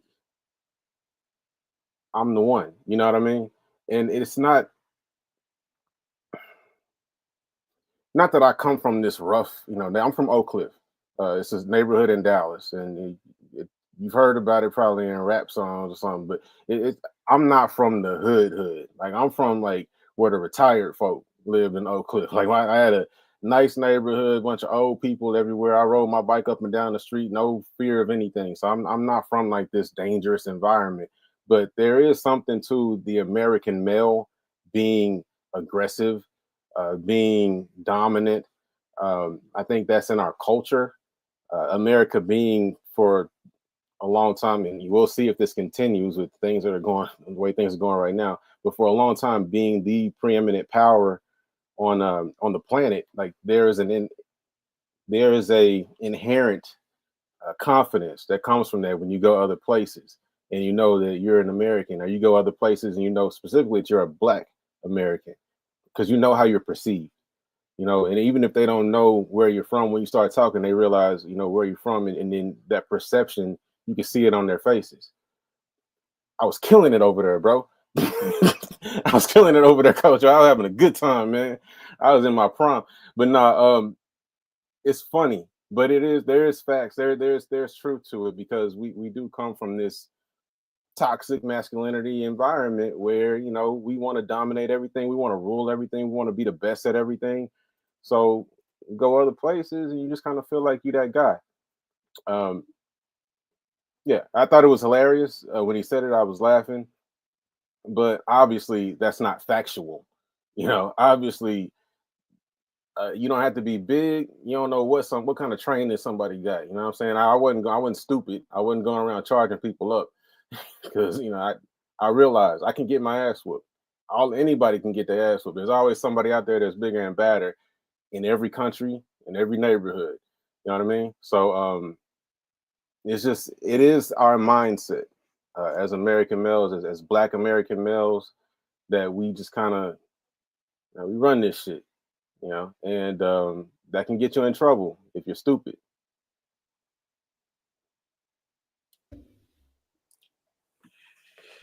Yeah. Initially, and like you said, Kojo, we talked about this, and I think context is key. And then I was able to, when I watched it back, I just saw some of the humor and the jokes that he was infusing into his commentary. I think it just shows how your lived experience it shapes your lens. Because I've traveled the world. I never looked at anybody else in that country and was assessing, whether their masculinity showed up differently than mine. I saw their differences, but I guess again, and it's my nature, and I'm not saying I'm right and he's wrong or anything like that. I'm not placing a value on it. I'm just explaining my perspective. But I've always been taught to have a curious nature of others. So I've always been curious. I'm always like, just a curious person, sometimes to my own detriment. So when I'm someplace, I'm just curious. I want to know. I want to find out. I want to see what if I'm visiting someplace, where's the good food at? What are the great things to see? What are the things that are special, that make this country or this place special? And then I want to explore it and I want to see it and I want to understand it. So I don't necessarily, I can say I've never done that. Look to my left and right. It's like, I might say, they may dress a little differently than I do, right? But outside of that, I wasn't necessarily assessing, how their masculinity lined up against mine. I do a general threat assessment, so I'm always, aware of that. I do like, hey, listen, is it safe? Is there danger? Things like that.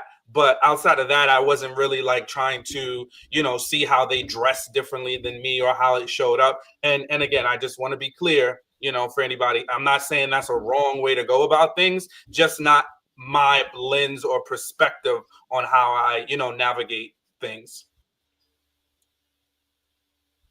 I've kind of been on both sides of this fence to what Sean and I be chilling is saying. I've been overseas, I've been stationed at places, and I never looked at any other man less than, or like I was better than them. I was generally just trying to soak in the culture, get to know people. Like, hey, what's your experiences over here, so I can learn.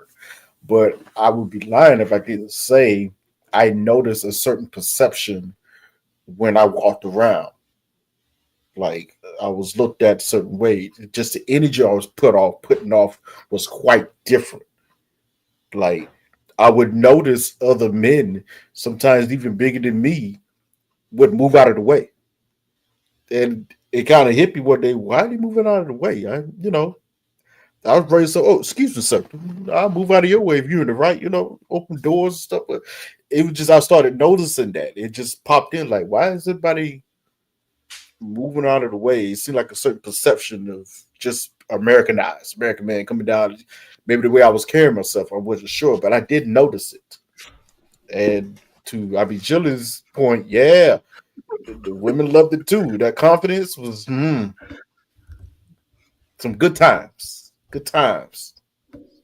Cleaned up real easy. It was too easy. I hate to say it like that. It was too easy. I didn't get it. Like, there's some nice guys around here. What's wrong with them?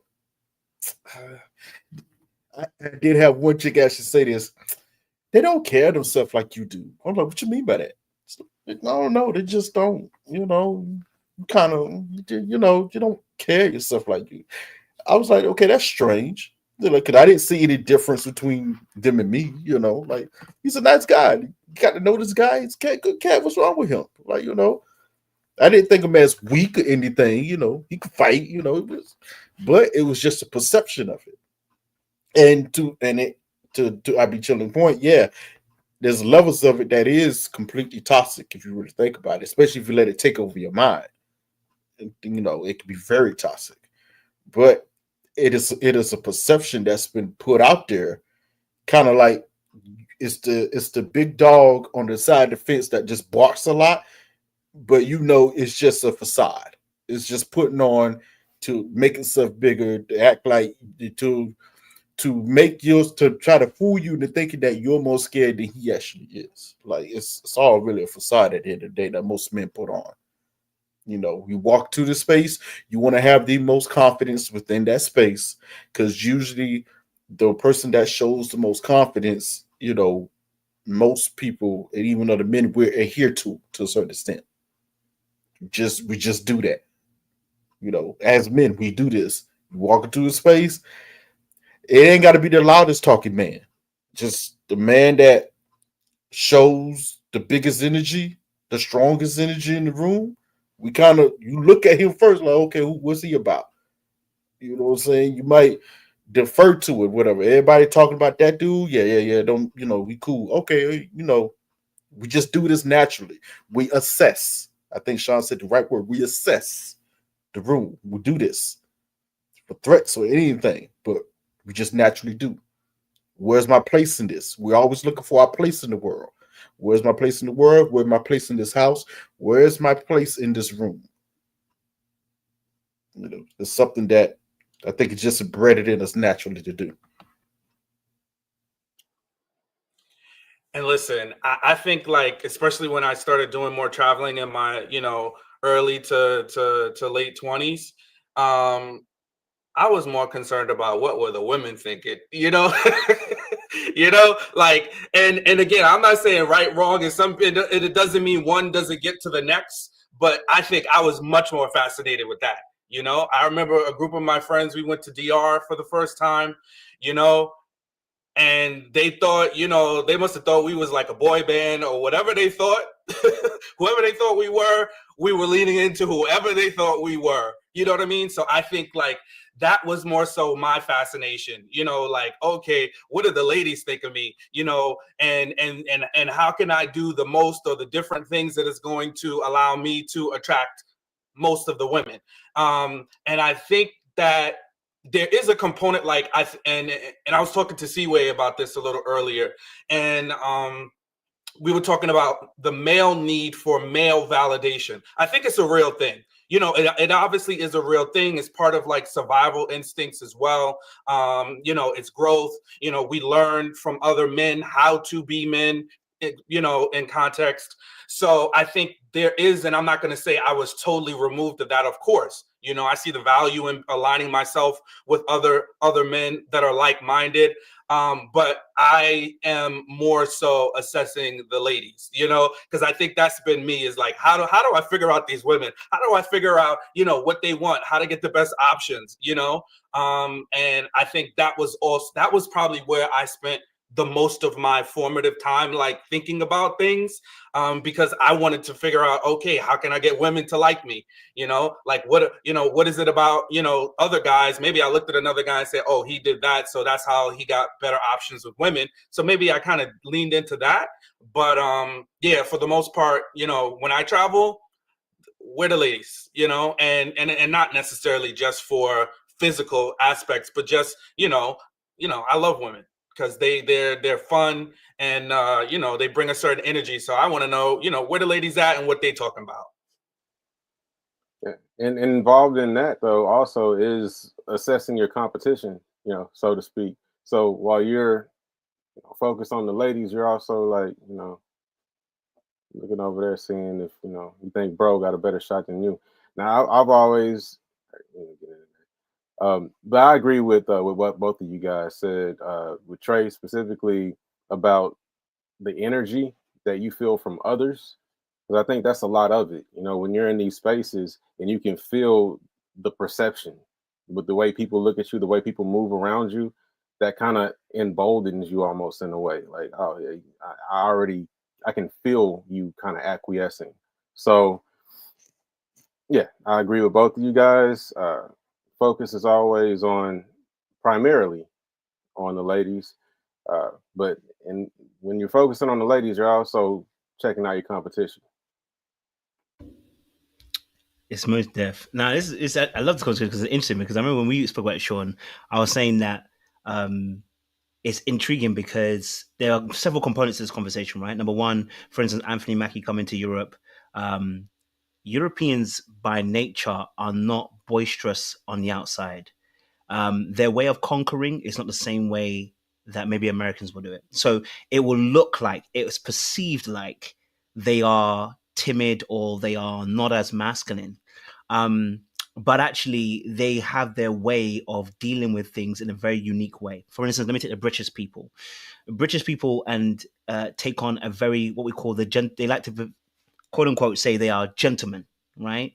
And so for them, I call them the vipers. They don't show you their fangs until you step and tread. So whereas maybe there's someone as an anaconda who appears very big and very dangerous straight away, the British people don't do that as a culture. Even their racism is not that way. It is very much concealed, and it is very much, you will see it when you tread. So, like when he said about the masculinity of the British men, I understood that. What he may not take into account is that anybody who goes into a different territory automatically becomes exotic. If you ask Sean, when I came to America, all I have to do is speak in another. All I have to speak is in my is in my accent. I don't even need to even be more masculine. I just need to just talk in an accent, and the ladies will respond. Does that mean that I'm more masculine in that space? No. All it is that there's several ways to skin a cat, and so actually, in that particular perspective, what we're seeing is actually the ways that our colonial powers have indoctrinated both black people on two different sides of the globe. So for the British, as a British black individual, we don't want to oftentimes make noise, but so we won't seem as quote unquote masculine.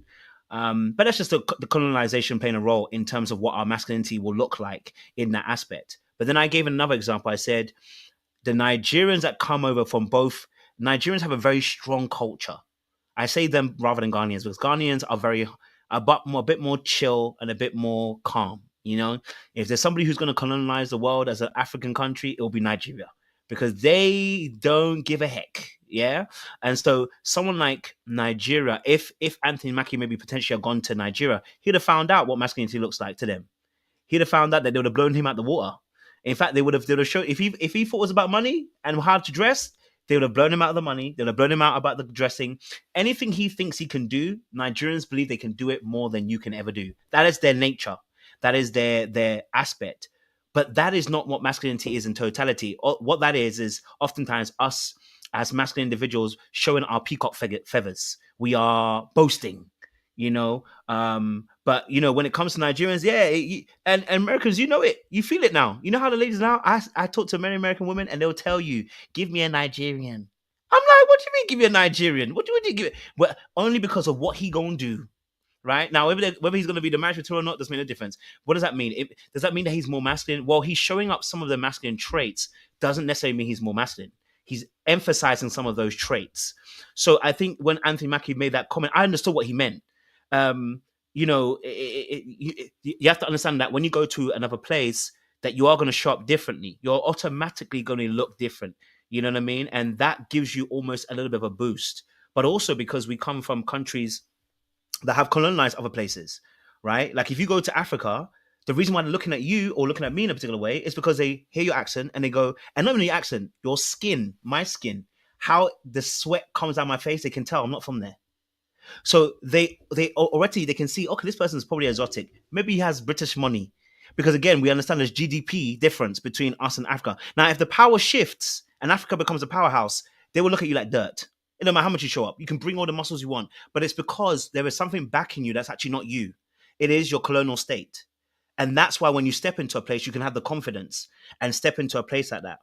But it doesn't, you know what I mean? So there's a lot of different intersections to it in terms of masculinity. So I understood what he meant. I got what he meant. We do size each other up, you know what I mean? And that does happen. But again, all of those things are various intersections of things that are within our control, and some of them are not within our control as well. So I'm definitely seeing where you guys connecting the dots and stuff. It makes a lot of sense. That's why I'm doing that. Yes. Who wanted to add? Sorry, someone wanted to add? No? Okay. Okay, if we're gonna go, I'll play a little bit more of the clip that he actually said, and then we'll have the last part of the conversation. I mean, it's just that American male masculinity is something I think is very important for boys, because now our little boys are afraid to fail, so they don't try. You know what I mean? When we were kids, we did tackle drills. We would run face first into each other. We just talked about it. Dudes don't even talk to a woman face to face. They don't know how no more, because women they are so mean and so angry. Bruh, I saw this. My nephew was talking to this girl. Oh my God, dude, she just killed him. I mean, he was like, "Excuse me, how you doing?" She goes, "Ugh." How do you come back from that? He just walked over to me. I gave him his beer. I was like, "There you go, bro." That didn't happen. Let's start over. You said Betty White shot at you. So the last part of the conversation, they were talking obviously about men in 2025 approaching women and getting shot down. Oh, man. What role does masculinity play into this aspect of dating? I know it's a broad question to ask, but he gave an example of men approaching women, right? And I want to know what role does masculinity play into the dating culture in 2025 from your experience and from your viewership? What you've seen, what you've experienced. What role does it play in this aspect? Trey, you got your mic up, ready to go. Okay, go for it. Very simple answer, because a lot of fathers are no longer in the home. We have not been taught or have not taught them the rules of rejection, that it's going to happen. It's okay. It doesn't mean you don't have to stop, try again. You may have to try a different approach. Perseverance. They're not being taught this. To his point, I've seen it. No one likes rejection, but it's always been the thing of we handle rejection more because we receive it more. Just for the nature of being men. Approach women, talk to women, you're probably going to be rejected a lot more. How do you handle yourself after that said rejection? You just shrivel up and go into the corner? I've seen a lot of young men do this. You're like, oh, girl, shut up, get out of my face. They immediately go, oh. It's either they have an extreme reaction to them, start disrespecting them, or they just shrivel up and run away. And either one is not good. They are not literally not being taught like, hey, and every girl, every woman's not going to feel you. That's okay. You know, it doesn't mean you have to pack it up and just run away. Find out why she said in the first place. I'm sorry. Did I offend you in some way, shape, or form? Should have been his next question to her. At least try to start a dialogue. But she said he ran off. That's a lot of young men's mindset these days. Things get hard, they want to cut and run. Oh, that's too hard. I didn't want to do all that. Oh no, that's too much stress on my mind. I can't handle that. Kind of goes back to what I was saying earlier on that right side of the list. It's great. I love it all, but it does seem like you're gonna have men becoming men very much later in life when they finally get it together. Is everybody gonna be okay with that? You know what? That question was rhetorical. A lot of people are not, especially our counterparts. They're not. Just say that they're not. Stop it. So yeah, it's that they don't know how to deal with rejection, and that's somewhat our fault. A lot of us men, as a whole, are not in the homes anymore. Jail, runaway, not taking up responsibilities, whatever you want to call it. They're not being taught even how to even talk or approach a woman now. Like that's an art form within itself. That's a lesson within itself. Just going up to talk to women, going up to talking to people. It's not even really being taught. Like when you really look at it from a macro sense.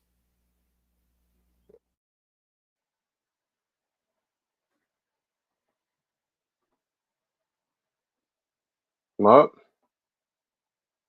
Okay. Yes, bro. Yeah. Okay. Yeah. Not being taught. I think that it's a lot of it's like a lot of things. You learn through practice, right? Repetition. The calluses haven't been built up for men nowadays, or for young boys nowadays. We came up in a time before social media when you had to talk to people face to face. So we had a lot of practice at talking to people face to face.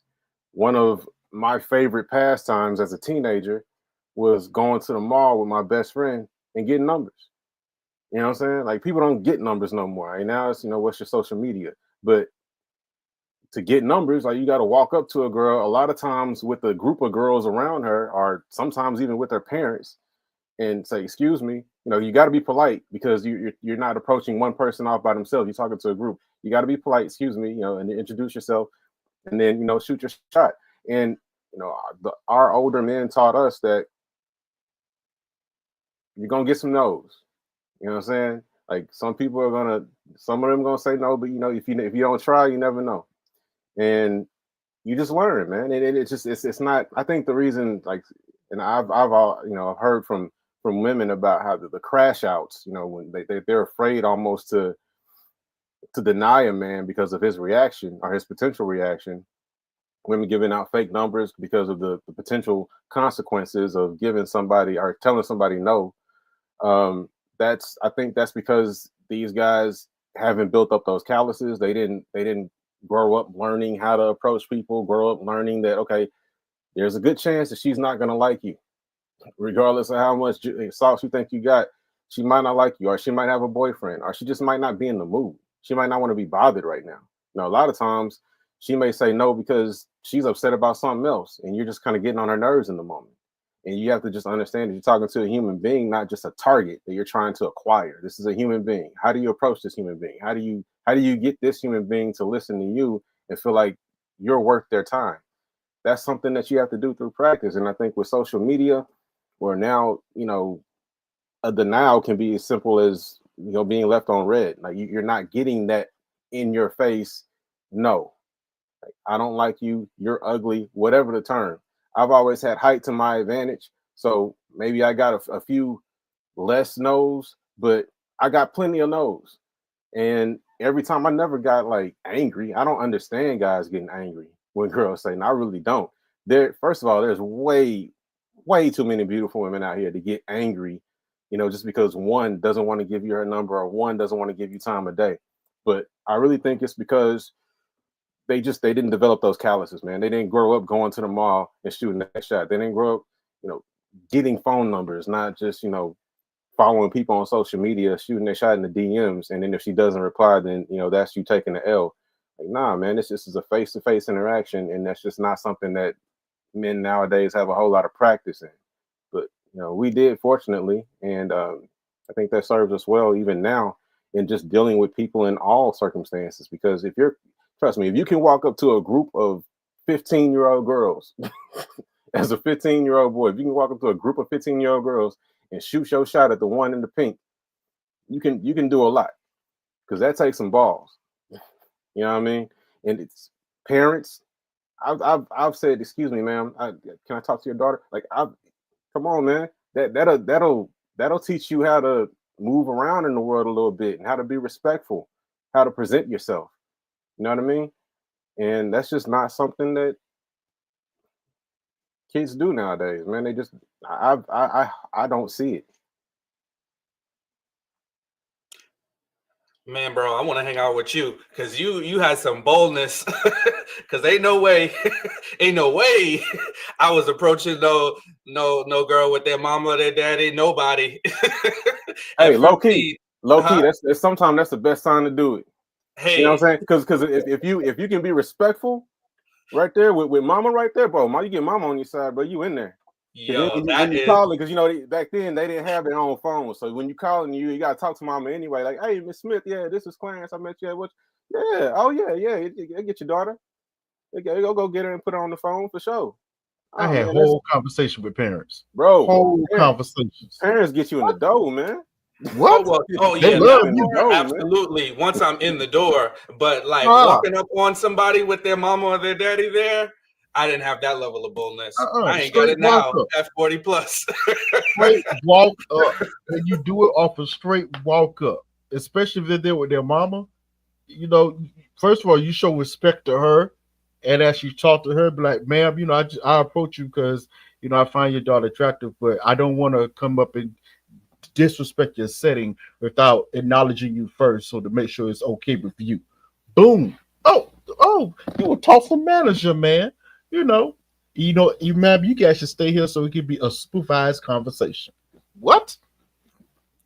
Well, Trey and Clarence, y'all could be my wingman anytime. On a mission, y'all could be my wingman, because ain't no way. I lean more towards the shyer side. So I like what he said, at first about preparing, young men and boys for rejection and how to be, how to persevere. So I definitely like that aspect and giving them that kind of like internal fortitude. I'm also a big believer in customizing your parenting to the child that you have, because everything is not cookie cutter. And again, everything is shaped by my experience. So, just to be clear, I'm an only child.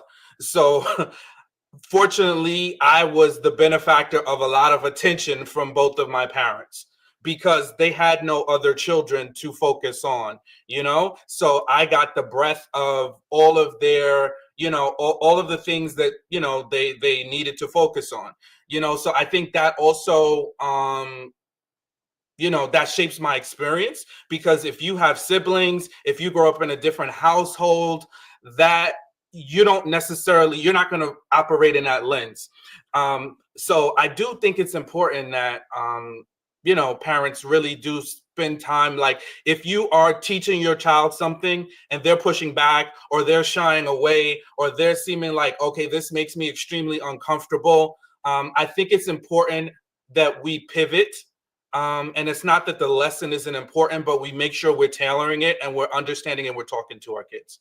I think it's super important that you talk to kids in great detail and check in, make sure they understand what you're saying.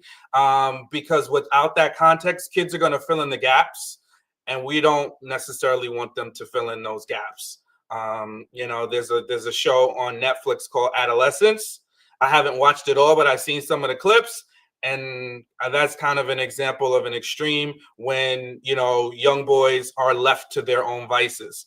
So I just think, like, to your point, you know, I be chilling, you know, men have to be taught, especially young men, how to handle that rejection, how to deal with it. It's okay.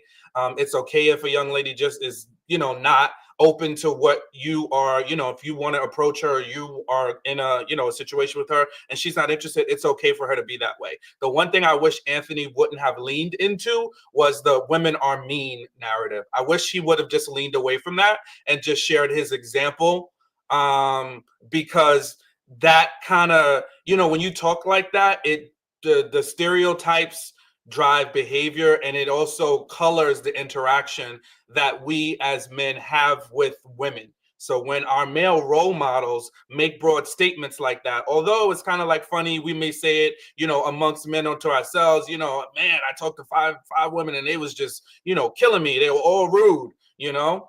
I think in that context, you know, you just need to be careful, you know. I just do. And again, I'm hyper aware and hypersensitive of certain messaging. And I think we as men, when we talk about women, and I'm gonna land here, we need to be very careful how we talk about women, because our voice matters, and our voice drives behavior.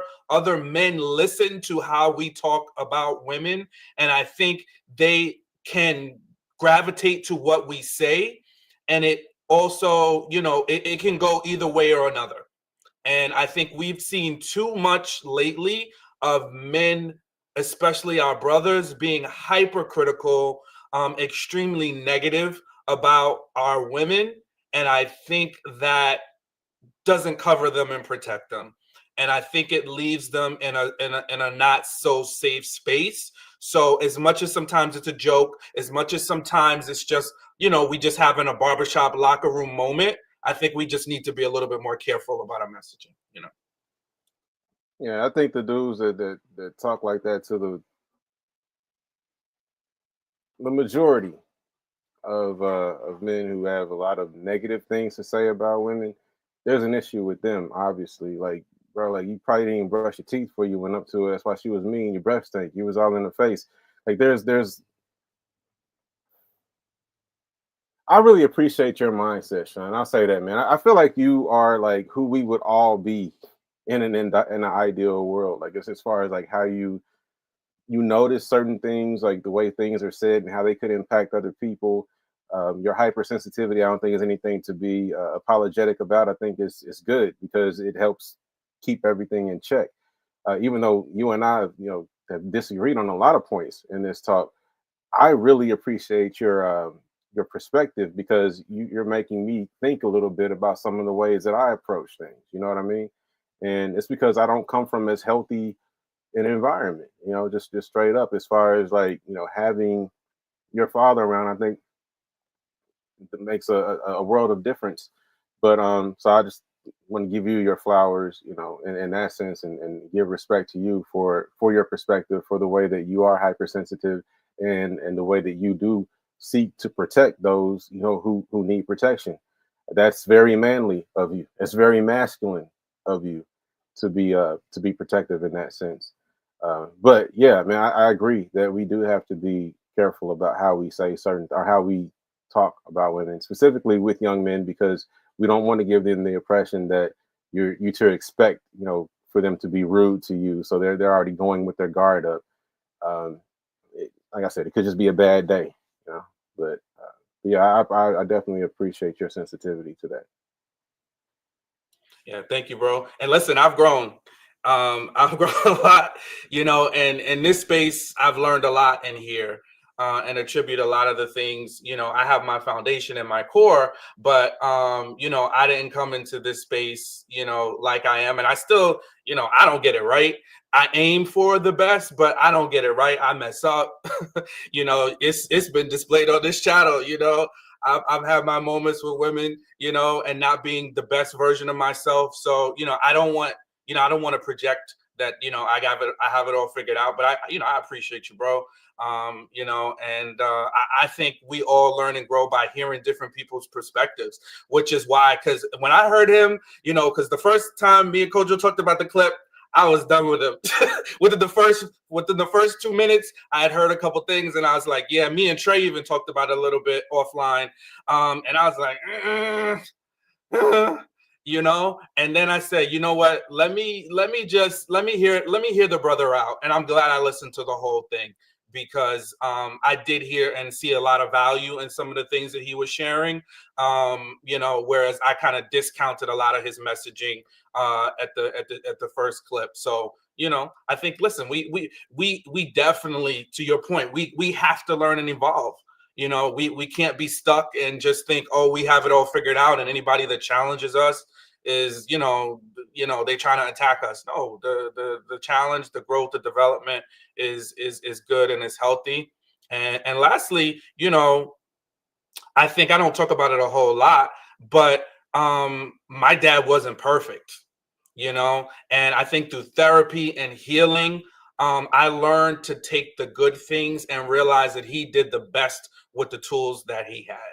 And then I was able to glean from some of the really good things that he taught me, and you know, kind of just discount some of the not so good things as just his humanity, his own lack of knowledge, and lean into the stuff that he taught me that I feel like are lifelong lessons. But yeah, he definitely messed up. Him and my mom were divorced. You know, they did a good job co-parenting, but you know, he did some things. So I don't want anybody to get a glazed over image of me too. I think context is important, you know, and you know, this is a safe space. I feel, you know, comfortable being vulnerable. You know, I definitely didn't have the most idyllic, you know, living in a lap of luxury environment. You know, I didn't struggle growing up, but you know, there's some context there, you know, and I think, you know, life has taught me to just grasp onto the things that you can take, and then you know, some of that stuff that's not good, you know, we got to avoid that and learn from it. Well, listen, we have reached our 2 hours. So I know I thought we could have probably spoken for another 2-3 hours about this topic, because it is actually a deep topic. There's a lot. We could have gone deeper with it as well. And there's a lot more questions. I had about 5 or 6 more, but time has gone beyond us. So I appreciate I Be Chilling, Trey, Sean. I appreciate you guys for our first panel. I'm sure there's soon to be more. We'll be back here every Wednesday as well. I think it's good. You know, we get to discuss these things as men. We're coming from different perspectives. We're trying to understand more. You know, I think that's a key thing about these conversations, that we're trying to understand more. We understand we may not all agree, but we're trying to get to that place where we are understanding more, and that's what we're looking for, to be stretched a bit more. Pause, because I know someone's going to say something, but you know, we're trying to have more understanding of things. You know what I mean? And as we do that, we, as someone says, you teach one. You know what I mean? And they can impact many people as well. So I'm gonna let Sean obviously do what he does best. The deacon on this channel. He's the one who often gives us the wholesome roundabout of the conversation. So I'll let you do what you do best, Deacon. Sure. So I think we showed and showcased here tonight amongst us that men are necessary to help and shape men. So I think our first lesson and our first takeaway is men need to be present, men need to be there, men need to help, men need to guide. You know, and in order to do that, you need to be there. So, you know, for the men listening, you know, and it doesn't mean you have to be a dad. You can be a mentor, you could be an uncle, you can be a brother, you can be a cousin, but men are needed and valued. And the messaging is also important. How you share, how you develop, how you encourage other young men is in your messaging and also in your actions, right? How you encourage you know, young men to be who they are, how you help and shape and develop them. How do you encourage them to not be things ahead of their time, but allow them to naturally progress into who they're going to be?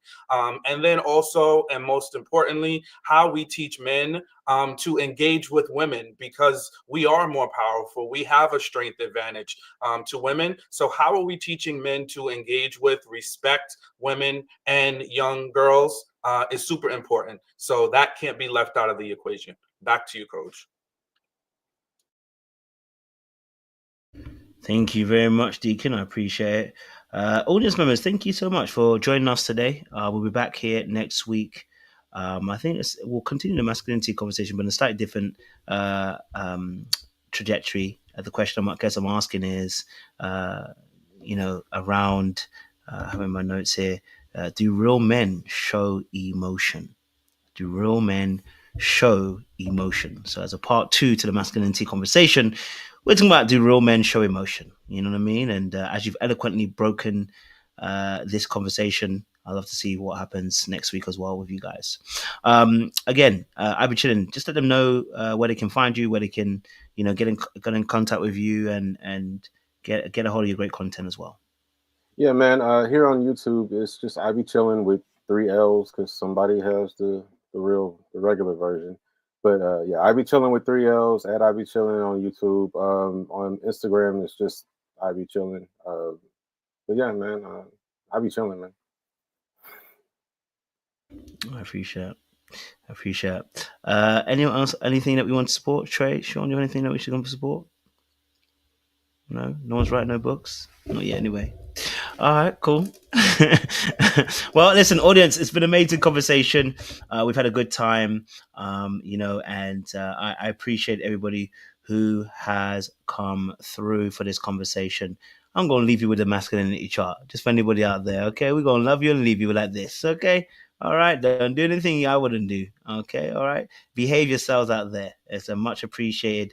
We'll see you again very, very soon. Good night.